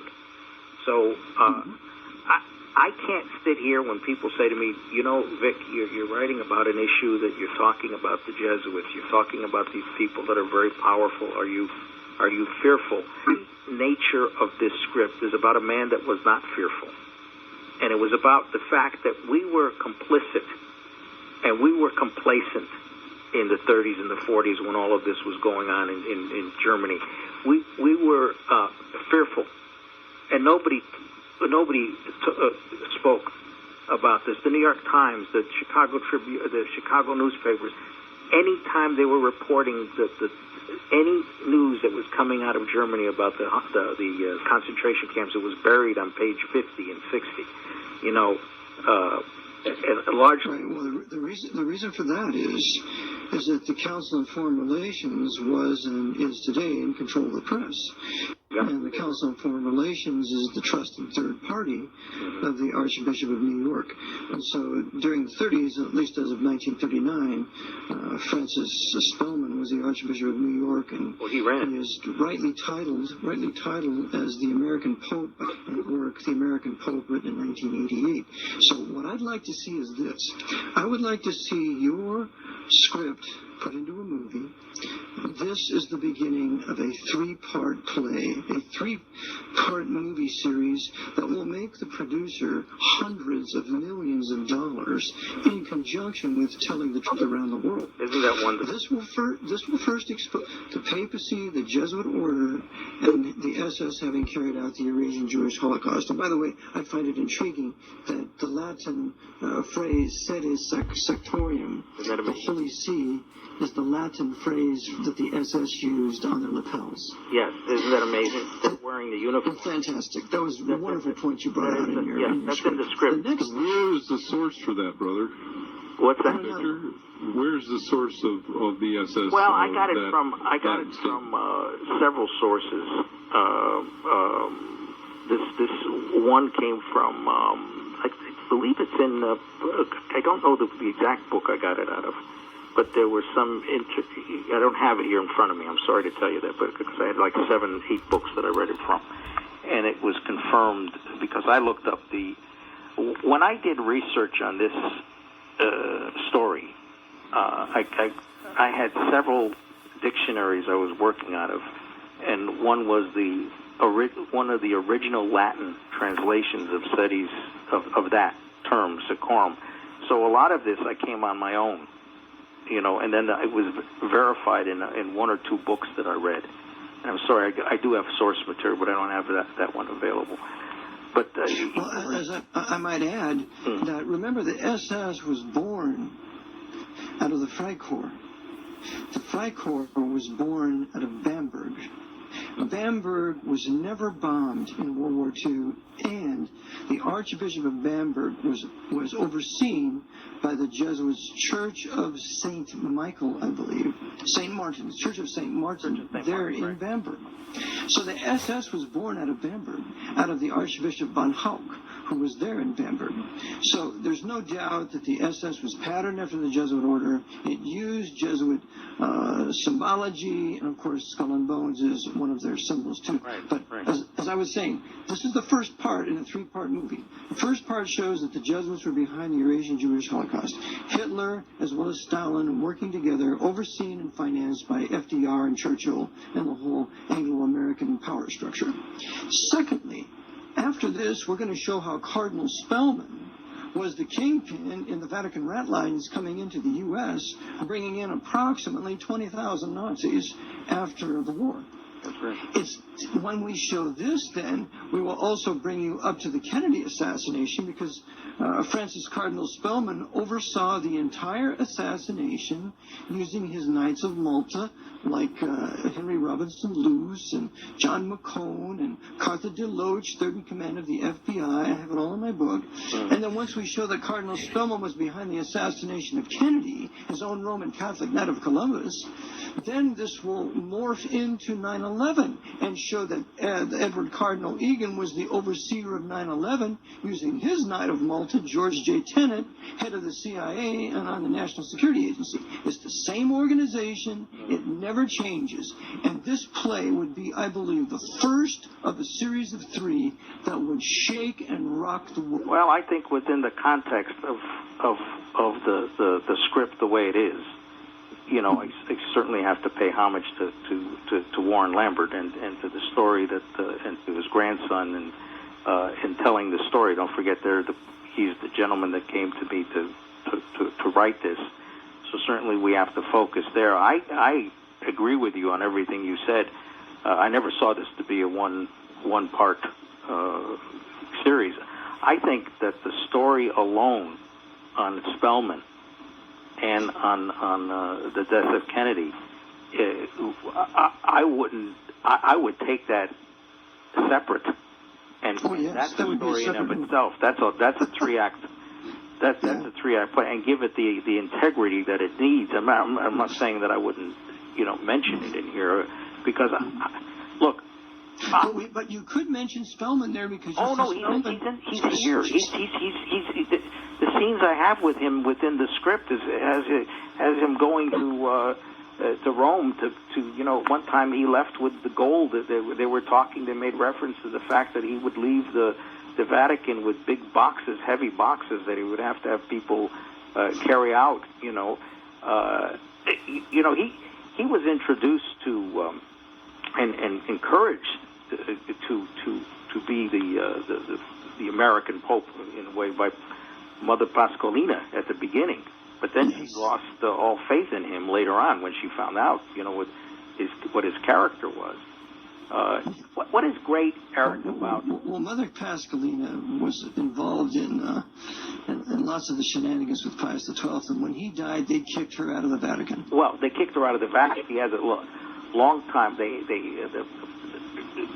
The French Cardinal Tisserman, who was in our script, took on the Pope many times. Eric, this is the first time anybody's ever gone backstage into the halls of the Vatican during the time of the Holocaust. Yes. See the way these people spoke. Amen. Well, Victor, we have to take a break here, but we'll be right back after station identification here at Liberty Radio Live, Biblical Truth and History and Prophecy, with my advisor, Walt Williams, and also with my special guest, Victor Perillo, here on Liberty Radio Live. With Eric John Faust, Biblical Truth and History and Prophecy, back with my advisor, Walt Williams. And Walt, just feel free to question or chime in whenever you want to. And I'm with my special guest today, Victor Perillo, who is a playwright and has written the Lambert Chronicles, depicting the life of Warren Lambert, who was a great American hero who told the truth about what happened at Nuremberg. Yes, brother. Okay, please. Victor, I'd like to ask you, are you aware of Joseph Kennedy silencing the producers, the movie magnates in Hollywood, cautioning them not to speak out against Adolf Hitler before World War II, our entry into World War II? I'm aware of it. I never did any research on it when I was researching this project. He was one of the three men who caused the stock market crash in 29, and he ran Hollywood. He basically financed and guided whatever went on there, and restricted and encouraged only information that would provoke the American people into right-wing fascism, which is what they're doing even today. It hasn't changed. That's interesting because this leads right into what I wanted to talk with Victor about, and those are certain personages of the plays. To begin with, we have Cardinal Spellman, which is infamous. Who is infamous? Right. But Cardinal Spellman was advised by and overseen by Edmund Walsh, and we cannot overestimate the influence and power of this singular American Jesuit at Georgetown University in Washington. Jesuit Edmund Walsh was at the Treaty of Versailles, making sure the Germans were slam dunked, and so enraging them, putting the whole war guilt on them, that it guaranteed war in 20 years. Walsh was there. The other thing is, Edmund Walsh was also in Moscow from 1922 to 24, who was the former negotiator between the Vatican and the Bolsheviks. I cover this extensively in my book. Walsh was there for approximately 2 years. And there, in 1922, he appointed Joseph Stalin to be Secretary of the Communist Party, which he remained so until his death in 1953, or his poisoning, I should say. So Walsh was intricately involved in the Bolshevik Revolution, intricately involved in the Treaty of Versailles, and intricately involved with FDR, because as soon as FDR was, quote-unquote, elected president, one of the first things was recognize the USSR, and he did it in the White House, and sitting right next to him was Jesuit Edmund Walsh. So Edmund Walsh is a key player in this, and he is a personal friend of Robert Graham and also Robert Le Beer. Robert Le Beer, this Jesuit Robert Le Beer, was a personal confessor of Pius XII of Pacelli, and Robert Graham was also intimately involved with Le Beer, and these two Jesuits, in conjunction with two other Jesuits, censored all of the Third Reich history, the war history that is in the Vatican, and has placed it out of reach, I think, until 2050, something like that. But these four Jesuits, two of them, Robert Le Beer and Robert Graham, censored this history, and our friend Warren Lambert has done much to overturn this terrible censorship. Well, now you're fighting the cause, and is exactly what I'm saying is because Warren Lambert spoke out. His wife spoke out. He took the notes. There's no denying the notes. The roles in this story of Tisserant and Pascalina, you see the list there. These were all real people. They didn't come from my imagination. And 90% of by the dialogue way, is as we what they mentioned, said. Sumner Wells was a member of the CFR, along with Cordell Hull, CFR. Yeah, Cordell Hall, and Robert Reams. But here's the issue here is that we make so much reference when we talk about Holocaust films and Holocaust, and you mentioned Hollywood here. I don't believe that this, and I know it's not going to be produced out of any producer out of here. It's going to be a foreign producer or somebody in Canada or New York, and somebody that has the guts that Warren had, and to speak out at the time that if anybody even said anything negative about the Vicar of Christ on earth, they would be stoned. And certainly you wouldn't say anything against the government. And people talked in whispers back then, and the slang word for the Jews, was used on the street all the time, So you're right, the press was silenced by spell. You mean kike? Yeah. Okay. And he, yeah, it's true. In back then, people were open about. So there was a lot of, there was a lot of people pontificating here and saying, how sorry they were for everything, and then under their breath they were cheering Hitler on. But Hitler had friends, He had aides. He had aides in powerful liturgical places. He had them in the government, and they all were sitting cheering. And that's what's so great about this story and this script is that we have one man who asked questions. And he wasn't the only man back then. I mean, there were others that spoke out. But we have one man. So when we see his story, and we at the end we say, well, Vic, in his notes they kept saying, he never said anything. He never took on the Pope. He never did that. I said, look, I'm talking about the time in which he lived. I have dramatic license as a writer to write about the time in which he lived, where people would be scared to death to take notes and write things, and he did it, and he exposed the most vicious organization in the world, a group, I don't know what you could call them, but he exposed the Jesuits. He exposed them. He doesn't beat up on the church. He beats up on the individuals in the church, and we're telling three stories here. But, so he does write of the Jesuits. Well, he writes, he makes reference. It wasn't just him that I got the information from. His wife, Hazel, was one of the very first people with go to the jail with the bitch of Buchenwald. Oh yes, I remember her. And she confronted her, and we had the attorney William Denson, who wrote a book as well about he was the lawyer, American lawyer that tried everything. And when she got freed, he just gave up. He got so pregnant, and some American senators protected her. She eventually killed herself in a prison in Germany, but they got her back there. But when you hear about the ritualistic activities that went on in the concentration camps, that the Blessed Mary statue was outside of the concentration camps, and when Eisenhower came, he ordered them all removed. Is that right? And the Blessed Virgin Mary was outside the concentration camps? Was outside the door. Was Dachau one of them? No, Dachau wasn't. I believe it was Nuremberg. Incidentally, they did find relics, religious relics, that the German SS officers allowed, in one case, I know this for the American prisoners, to hold on to. And in our script, when the SS officers are being questioned at the trials of them, and to whom you have reverence to, and they said, of course, it was Heil Hitler. They were screaming that out all the time. And then he makes reference when also the Church of Rome. So it is in there and indicated there. But this story has so many complexities to it.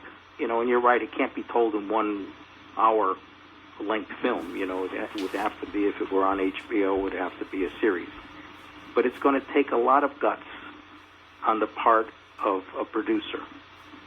Well, you tell that producer, whoever he is, that Walt and I would be happy to help him. Well, we're and the other thing is, I want to mention some of these personages that you bring out in your play. Number one, you mentioned Myron Taylor. Yes. Myron Taylor was a Knight of Malta, a multi-millionaire. And he was also a member of the Council on Foreign Relations. He was FDR's secret ambassador to Rome when it was illegal to be legally ambassador until that arch criminal and traitor Ronald Reagan formally recognized the sovereign state of Vatican City in 1984 and made it legit to send an ambassador to Rome.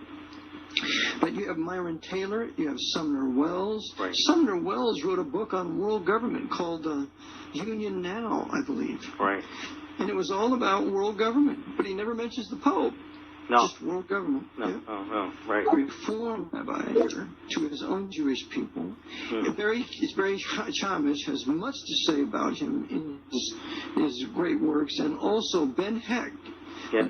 Jewish Hollywood playwright, in his book Perfidy, talks about the treason of Stephen Wise, how Stephen Wise could have done much more to help to get the European Jews out of Europe and into the U.S., but he refused to do it and sent them to their deaths. Another book on this topic is called The Scared and the Doomed by Nuremberger, and he also mentions Rabbi Stephen Wise.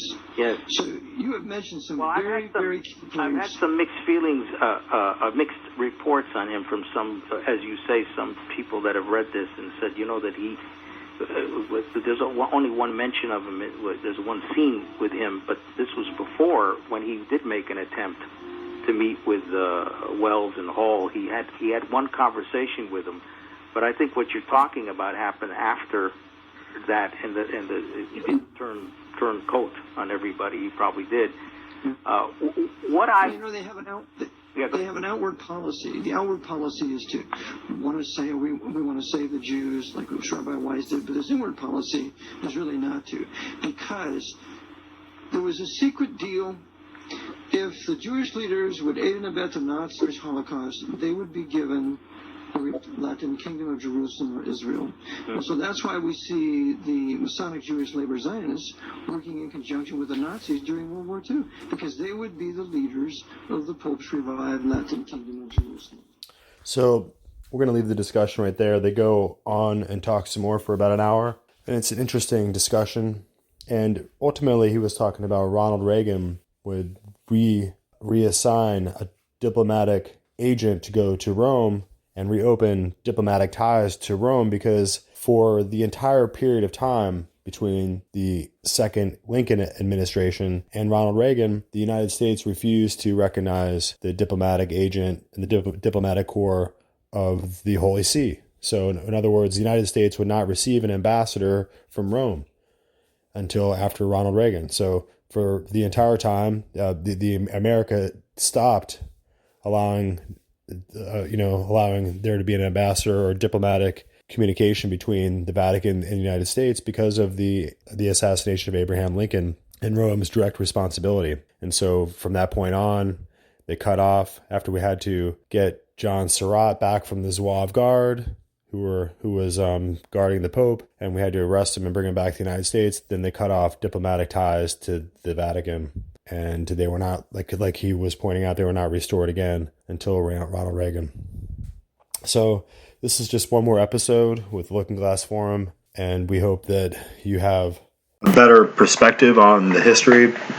And I hope that these episodes help to give you a better understanding of what's happening historically. And it seems that it's interesting that Ford's Theater, too, was used to be there in Washington for quite a long time. But in the place of Ford's Theater where it used to stand, under the Bush administration, they put up the museum for Pope John Paul II.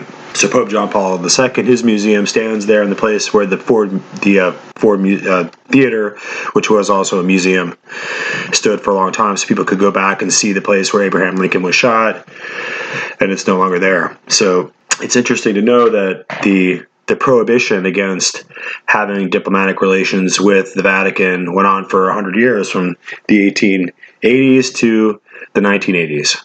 And all the subsequent administrations before Reagan seem to remember the issues they had with the Vatican having been involved in a conspiracy to kill Abraham Lincoln. But after Reagan, after the 80s, I guess it was no longer really relevant information. They had brought John Paul II back into play, and he was a very popular pope, and he made the world populace endeared once again to the Vatican, to the papacy, and they made him to where he was hugging babies and touching the crowd, and it was quite different with previous popes like Pope Pius XII, who was absolutely imperial in his kind of tyrannous way of ordering the governments of the world to obey his wishes. And he was called the Hitler's Pope. And if we have time, we'll go into that a little bit. John Cornwall's book, Hitler's Pope, discusses the direct involvement of Pope Pius XII in the crimes of the Third Reich. And that's really what we're talking about here today. And in order to get into the discussion even more, we have a really interesting author here that we can bring up. And I could really only find a good lecture for him on C-SPAN. And this is Gerard Steinecker. And he was the author of The Nazis on the Run, How Hitler's Henchmen Fled Justice. And they have a few speakers up before him talking about how he was a historian and an archivist, and talking about his degrees and how he's coming out of the research institutes that are associated with Harvard. And he's going to go into great detail here and this is more of the academic level. Previously we had Eric John Phelps, who's more perhaps conspiratorially minded, and the way he looks at these events. But this fellow is just strictly academic, and he really can't get away from the whole picture here, because in his book he's going to ultimately discuss the role that the Red Cross played. And the Red Cross ultimately turns out, and after World War II, to be a very controversial office. Obviously, it has religious connotations because it's the Red Cross, and it was a symbol for medicine or for medics, for med evacuation. So you'd have the Red Cross. You're not supposed to bomb them because ultimately they're serving the administration efforts to take care of the troops and get them off the battlefield, and that would be for presumably both sides of the line. So you would have medics that were going to be attending to Russians who were shot, or German tank sergeants who were blown up, or American paratroopers who were parachuting in who had gotten half killed. So these Red Cross institutes were Red Cross organizations were really supposed to be neutral, and ultimately we find out later on that they were integral in the Knights of Malta and other organizations operating behind the lines and and going in and out of the different countries, and as far as going in and out of Moscow and Berlin and Washington, D.C., men like Edmund Walsh, the Jesuit, would be the kind of man who would be brought in and out of these different areas to discuss the future treaties and to discuss the movements that they were conspiring to bring about a certain end in the war, a certain outcome that they were looking to do. And ultimately we find out that destroying the Jews, the European Jews, was part of that outcome.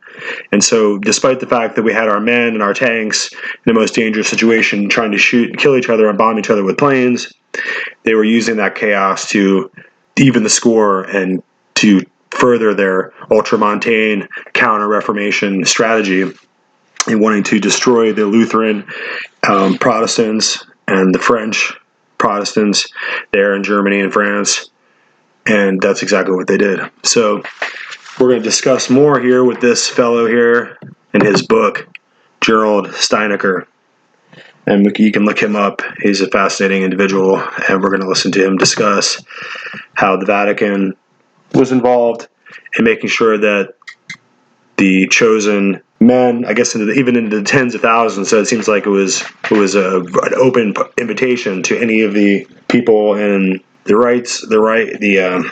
SS and in the Gestapo and in Hitler's Third Reich. High-level Nazi officials were escorted safely out of the dangerous area that they had created for everyone else in Germany, having the Bolshevik army and the Yankee army running its tanks throughout the place, and they were safely fleeted away, probably by using, like we said, the Vatican passports and Red Cross organization assets in order to help them escape all over the world. So it was immoral and disgusting, and the machinations of the Jesuit order, and that becomes plain once we start to look at the history itself. See, this topic is very much still alive, and for many years we didn't really know how these people got out from Europe and how they escaped justice. And the explanation was, after 95, for decades, a mythical one. I'm sure you heard about the Odessa organization. Odessa stands short for Organization of Former SS Members. Organisation der ehemaligen SS-Angehörigen. And the Odessa story is basically based on books, writings by the famous Nazi hunter from Vienna, Simon Wiesenthal. Simon Wiesenthal wrote in his books that thanks to this Odessa organization, perpetrators, war criminals could escape justice after 1945. And for him, this was an organization who was kind of almighty, who had unlimited resources, of course in Swiss banks, who had very influential people in politics and everywhere. So, according to Simon Wiesenthal, it was the Odessa organization who enabled Eichmann, Mengele, and many others to escape justice after the war. Simon Wiesenthal worked closely with a British writer, Frederick Forsyth, and Frederick Forsyth's novel, The Odessa File, became famous, as you probably all know. Based on the novel, a film was made, very successful, with we all know. Based on the novel, a film was made, very successful, with famous people, actors like Maximilian Schell, fellow Austrian by the way, and the music was composed by Andrew Lloyd Webber. So it was really a bestseller, and the movie was all over the place. And since then, popular imagination was dominated by the Odessa. Whenever you were talking about the escape of perpetrators, of Eichmann and many other well-known perpetrators, you would immediately talk about the Odessa. But the Odessa was mostly fiction. An organization like the Odessa, almighty, with unlimited resources and responsible kind of world worldwide responsible for the escape of these perpetrators never did exist. It's basically fiction. It's a mythical story. It has nothing to do with the facts. The reality was much more complex. Simon Wiesenthal, why did he do it? There are a couple of reasons for that. One reason was certainly he wanted to keep this topic alive. In the 1950s, in the 1960s, especially in Austria, but basically in the whole Western world and in the East the same, people were not interested anymore in these so-called old stories. It was the time of the Cold War, and Simon Wiesenthal was reminding people in Austria and elsewhere that there are still perpetrators out there who were not brought to justice, who made it to South America and to other destinations and still live there. And he used this popular imagination for his own goals and to his own, interests. But anyway, only since the end of the Cold War, basically after 1989, things started to change. We moved away from fiction, from this model of the Odessa organization, to history writing. And why after 89? The explanation is quite simple. It was the end of the Cold War, and there were two reasons why suddenly research on this particular topic was possible. The first reason was a political reason. The layer of protection dropped away for Nazi war criminals still alive and in hiding. And in the 1990s, there were a couple of war crimes trials. For example, in Italy, very prominent ones, like the trial against Erich Priebke, who was responsible for war crimes in Rome in March 1944 for executing 335 Italian partisans, military and Jews. He lived in Argentina all those years under his real name and was extradited only in the 1990s to Italy and then persecuted. By the way, he's still very much alive. He's under house arrest in Rome.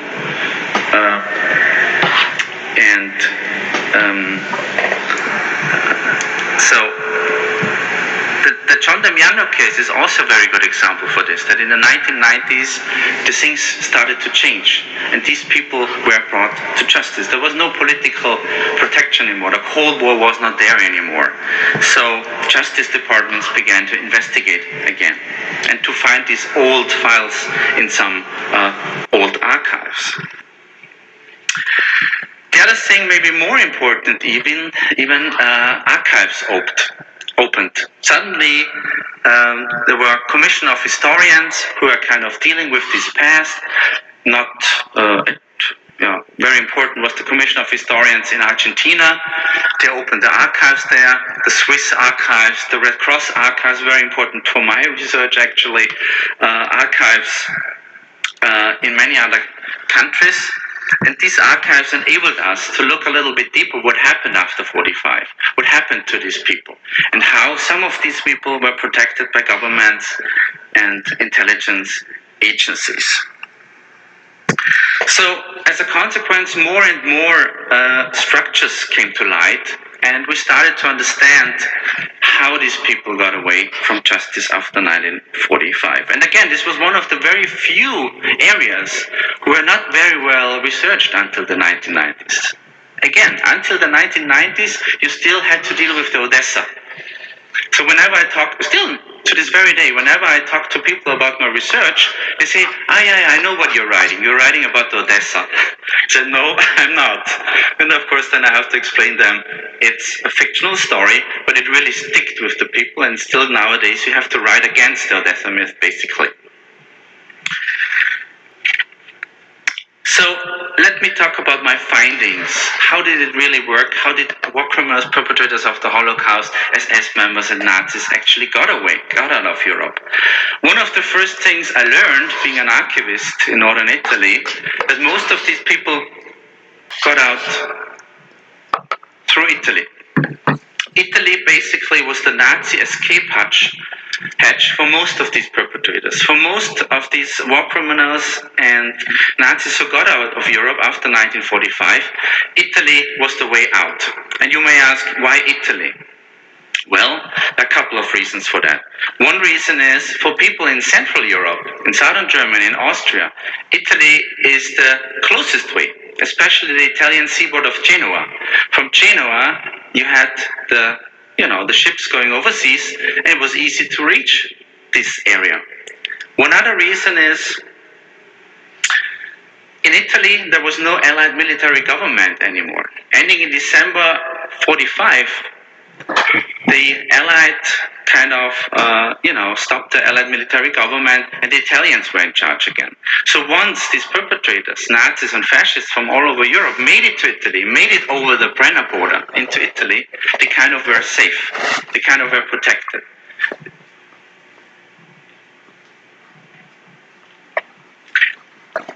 The border area of South Tyrol,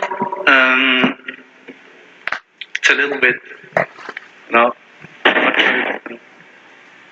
see it here, played a particular role. Günther mentioned it, talked about Woodrow Wilson, and this border area was and is still mostly German-speaking, and the people there, of course, were very German-friendly. So German-speaking refugees or people on the run there, German background, they were not handed over to the Italian authorities. They were hidden by the people there.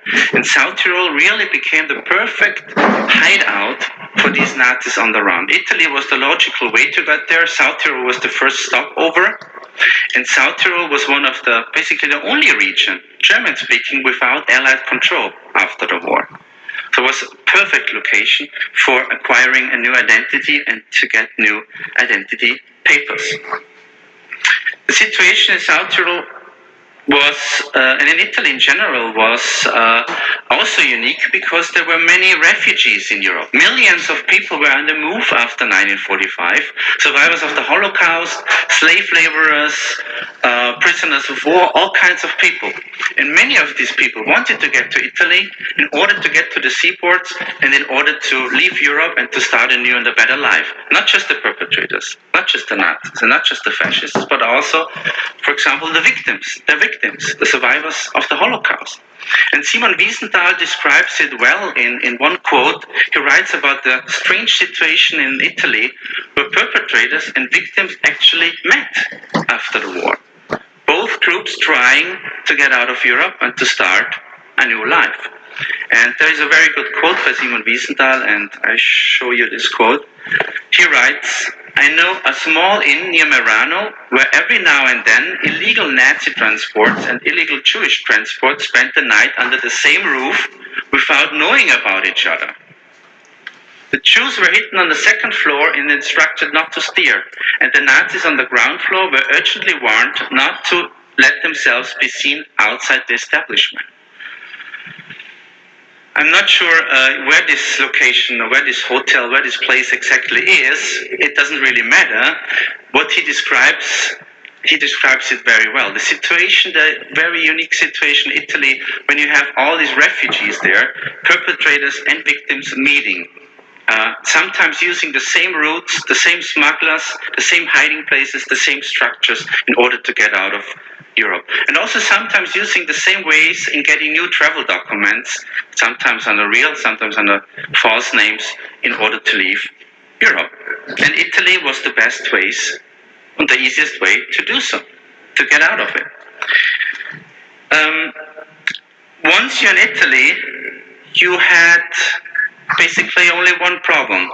You needed travel documents in order to travel overseas.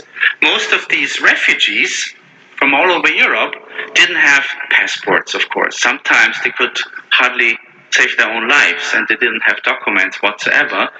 So they would ask the International Committee of the Red Cross to issue them travel documents. And that's where the International Red Cross comes into place.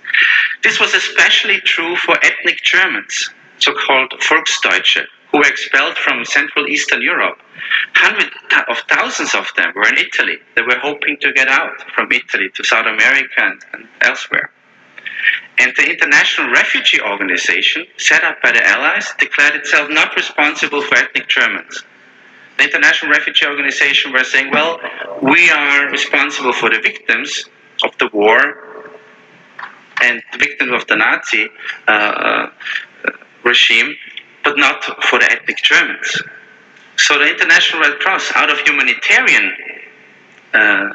need, would kind of jump in and help out and issue ethnic Germans travel documents from the International Red Cross. The problem was, there was a problem that the International Red Cross had not much previous experience with issuing these travel documents as a passport authority, kind of. They had no way in screening these people, in double-checking what the background really is, if this is the correct name, the date of birth, the citizenship, whatsoever. And this turned out to be a problem.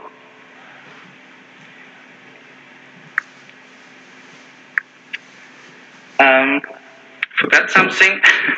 Happens. Thanks for the slide. The South Tyrol situation. Let me go back a little bit in Italy. This is a very good picture that illustrates the situation in South Tyrol at the end of the Second World War. And I think it's a very good picture also for the museum here, for the World War II Museum. Because I'm sure all of you will recognize the person on your left.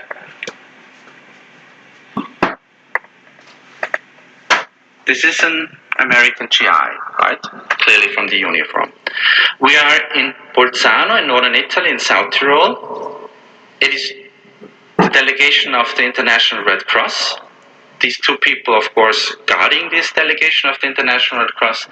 And it's 2 weeks after the end of the Second World War, in May 1945. There is a GI, but who is the young man on the other side, next to him? Is it an American soldier? Probably not. No. It's a young German soldier, but it's not just a German Wehrmacht soldier. Well, you cannot see it because the light is too strong here, but on his cap, he has a skull, the young. So he's a young SS man. So you have this situation at the end of the war, 2 weeks after the end of the war in northern Italy, that the American GI and the German SS soldier are guarding together, jointly together, the Red Cross delegation in northern Italy.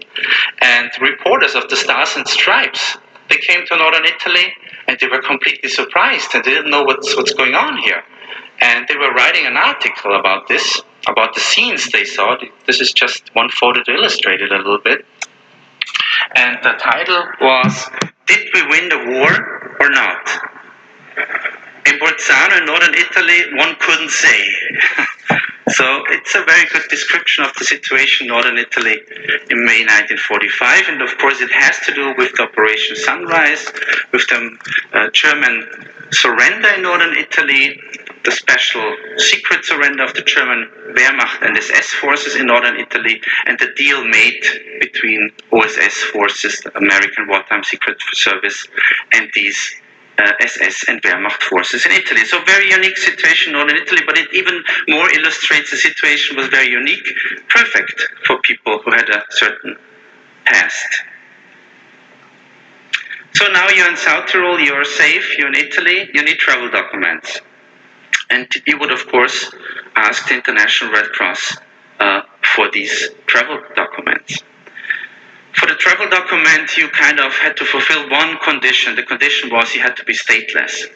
But of course, these things were not double-checked. You just go to the Red Cross and saying, I'm stateless, I'm an ethnic German from somewhere, and I have no papers, and, I want to travel overseas, and please give me one of these travel documents.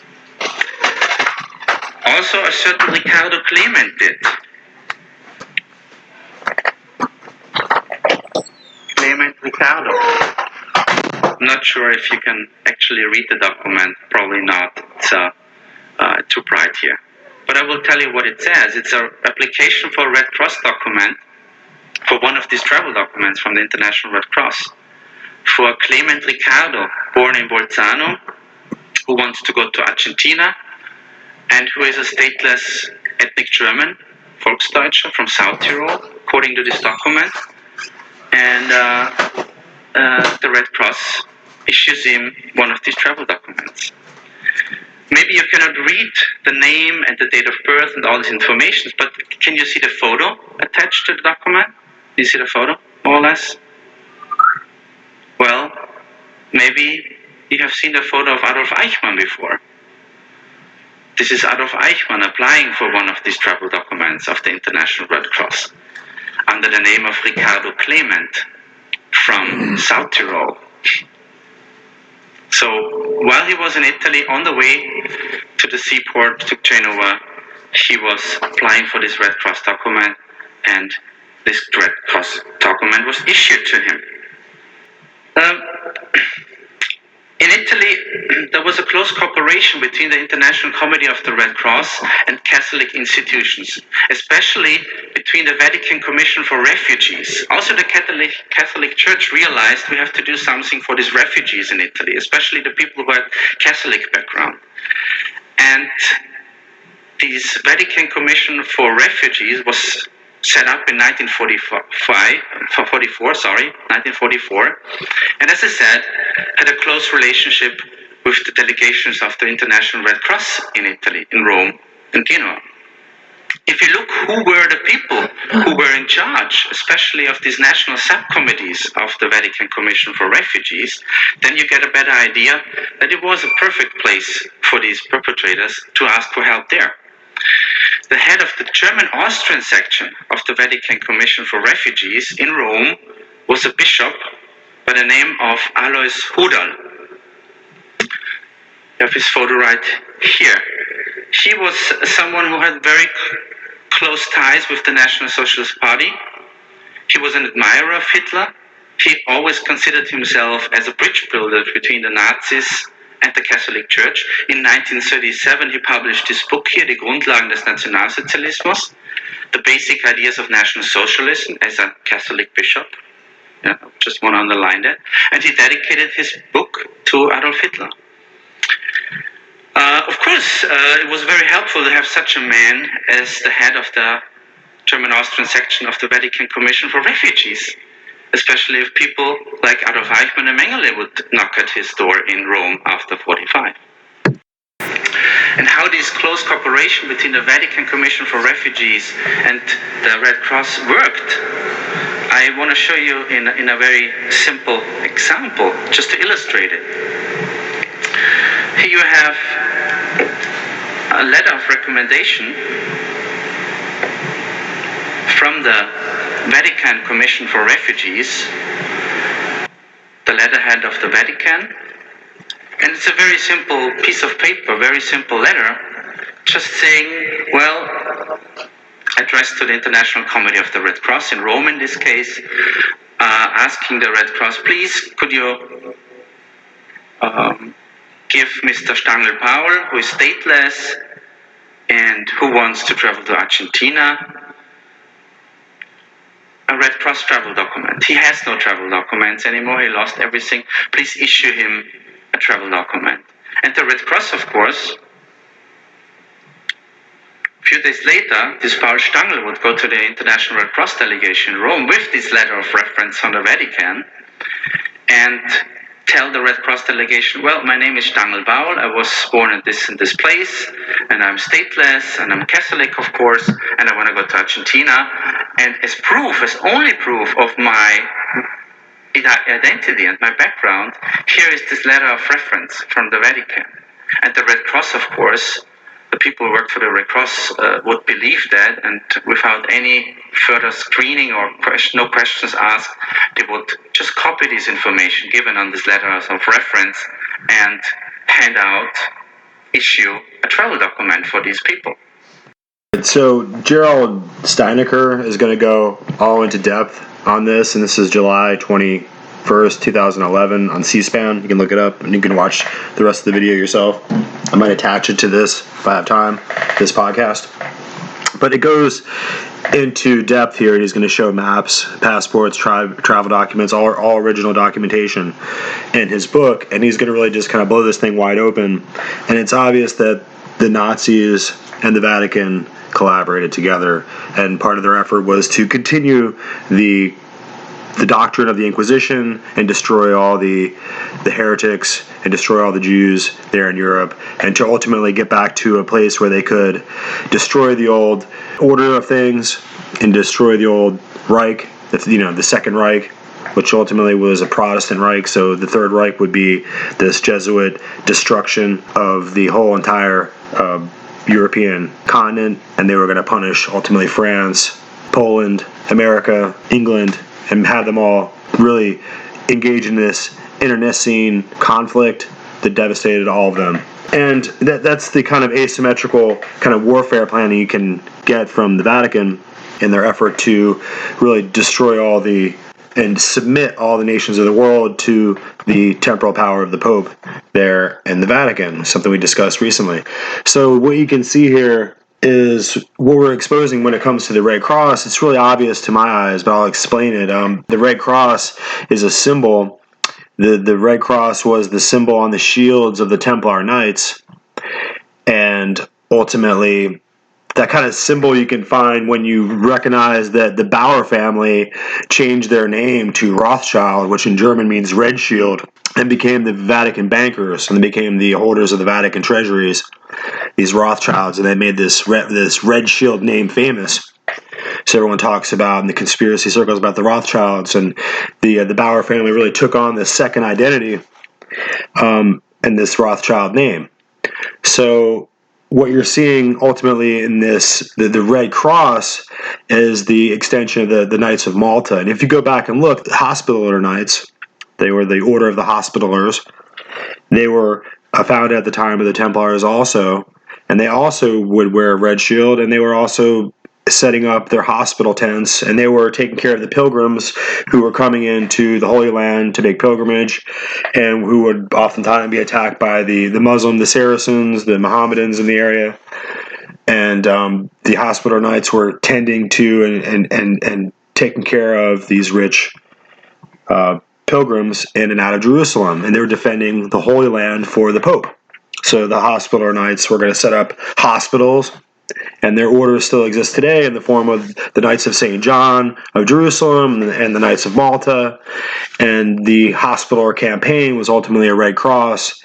And so you can see how the Red Cross organizations were an extension of the papal knighthoods and their power, and trying to be neutral in the war between the Allied and the Axis powers as they fought each other. And ultimately, it was through these Vatican lines and in these Red Cross organizations that they were able to operate their conspiracy to control the war back and forth. And their Knights of Malta were operating on both sides of the enemy lines between the Nazis and the Americans, these orders. And so you can see that if you look in the Scottish Rite Freemasonry and the York Rite Freemasons, if you look up their orders and descend up, you can see that there's the Order of the Rosy Cross. And that's the Red Cross. And that goes back to the tradition of the Rosicrucians. The Rosicrucian symbol was a red cross, the Rosy Cross. And so the Red Cross symbol itself is highly suspicious, and it's highly occult. And so it shouldn't surprise you that behind their supposed pretensions as doctors and medics and just a neutral guy carrying a mat to take the wounded off the battlefield, behind those, and in those planes, the Red Cross planes, they were not to be shot down according to the laws of war, and the Geneva Convention would make it sacrosanct so that no one would attack a Red Cross position. So you can see that it's obviously the best position for the orders of the Pope to operate behind. We would be remiss in completing the whole story if we didn't point out that Mario Bergoglio is the current Pope, and he belongs to the Jesuit order, and he was an archbishop there in the Archdiocese of Argentina for the last 40 years. So it's hard to believe that he had no idea. In fact, it's quite likely and quite certain that he knew exactly that the German Nazi high command was hiding out in his country for the last 70 years. And it's likely that he participated in that secret. And in fact, he is up on charges of crimes against humanity and participating in child trafficking, sex trafficking, and other war crimes when they were doing battle there in Argentina. And you'll have to get into some of that yourself, but apparently since he's arisen from the state of a cardinal to the papacy, he's no longer able to be charged or held accountable for his crimes.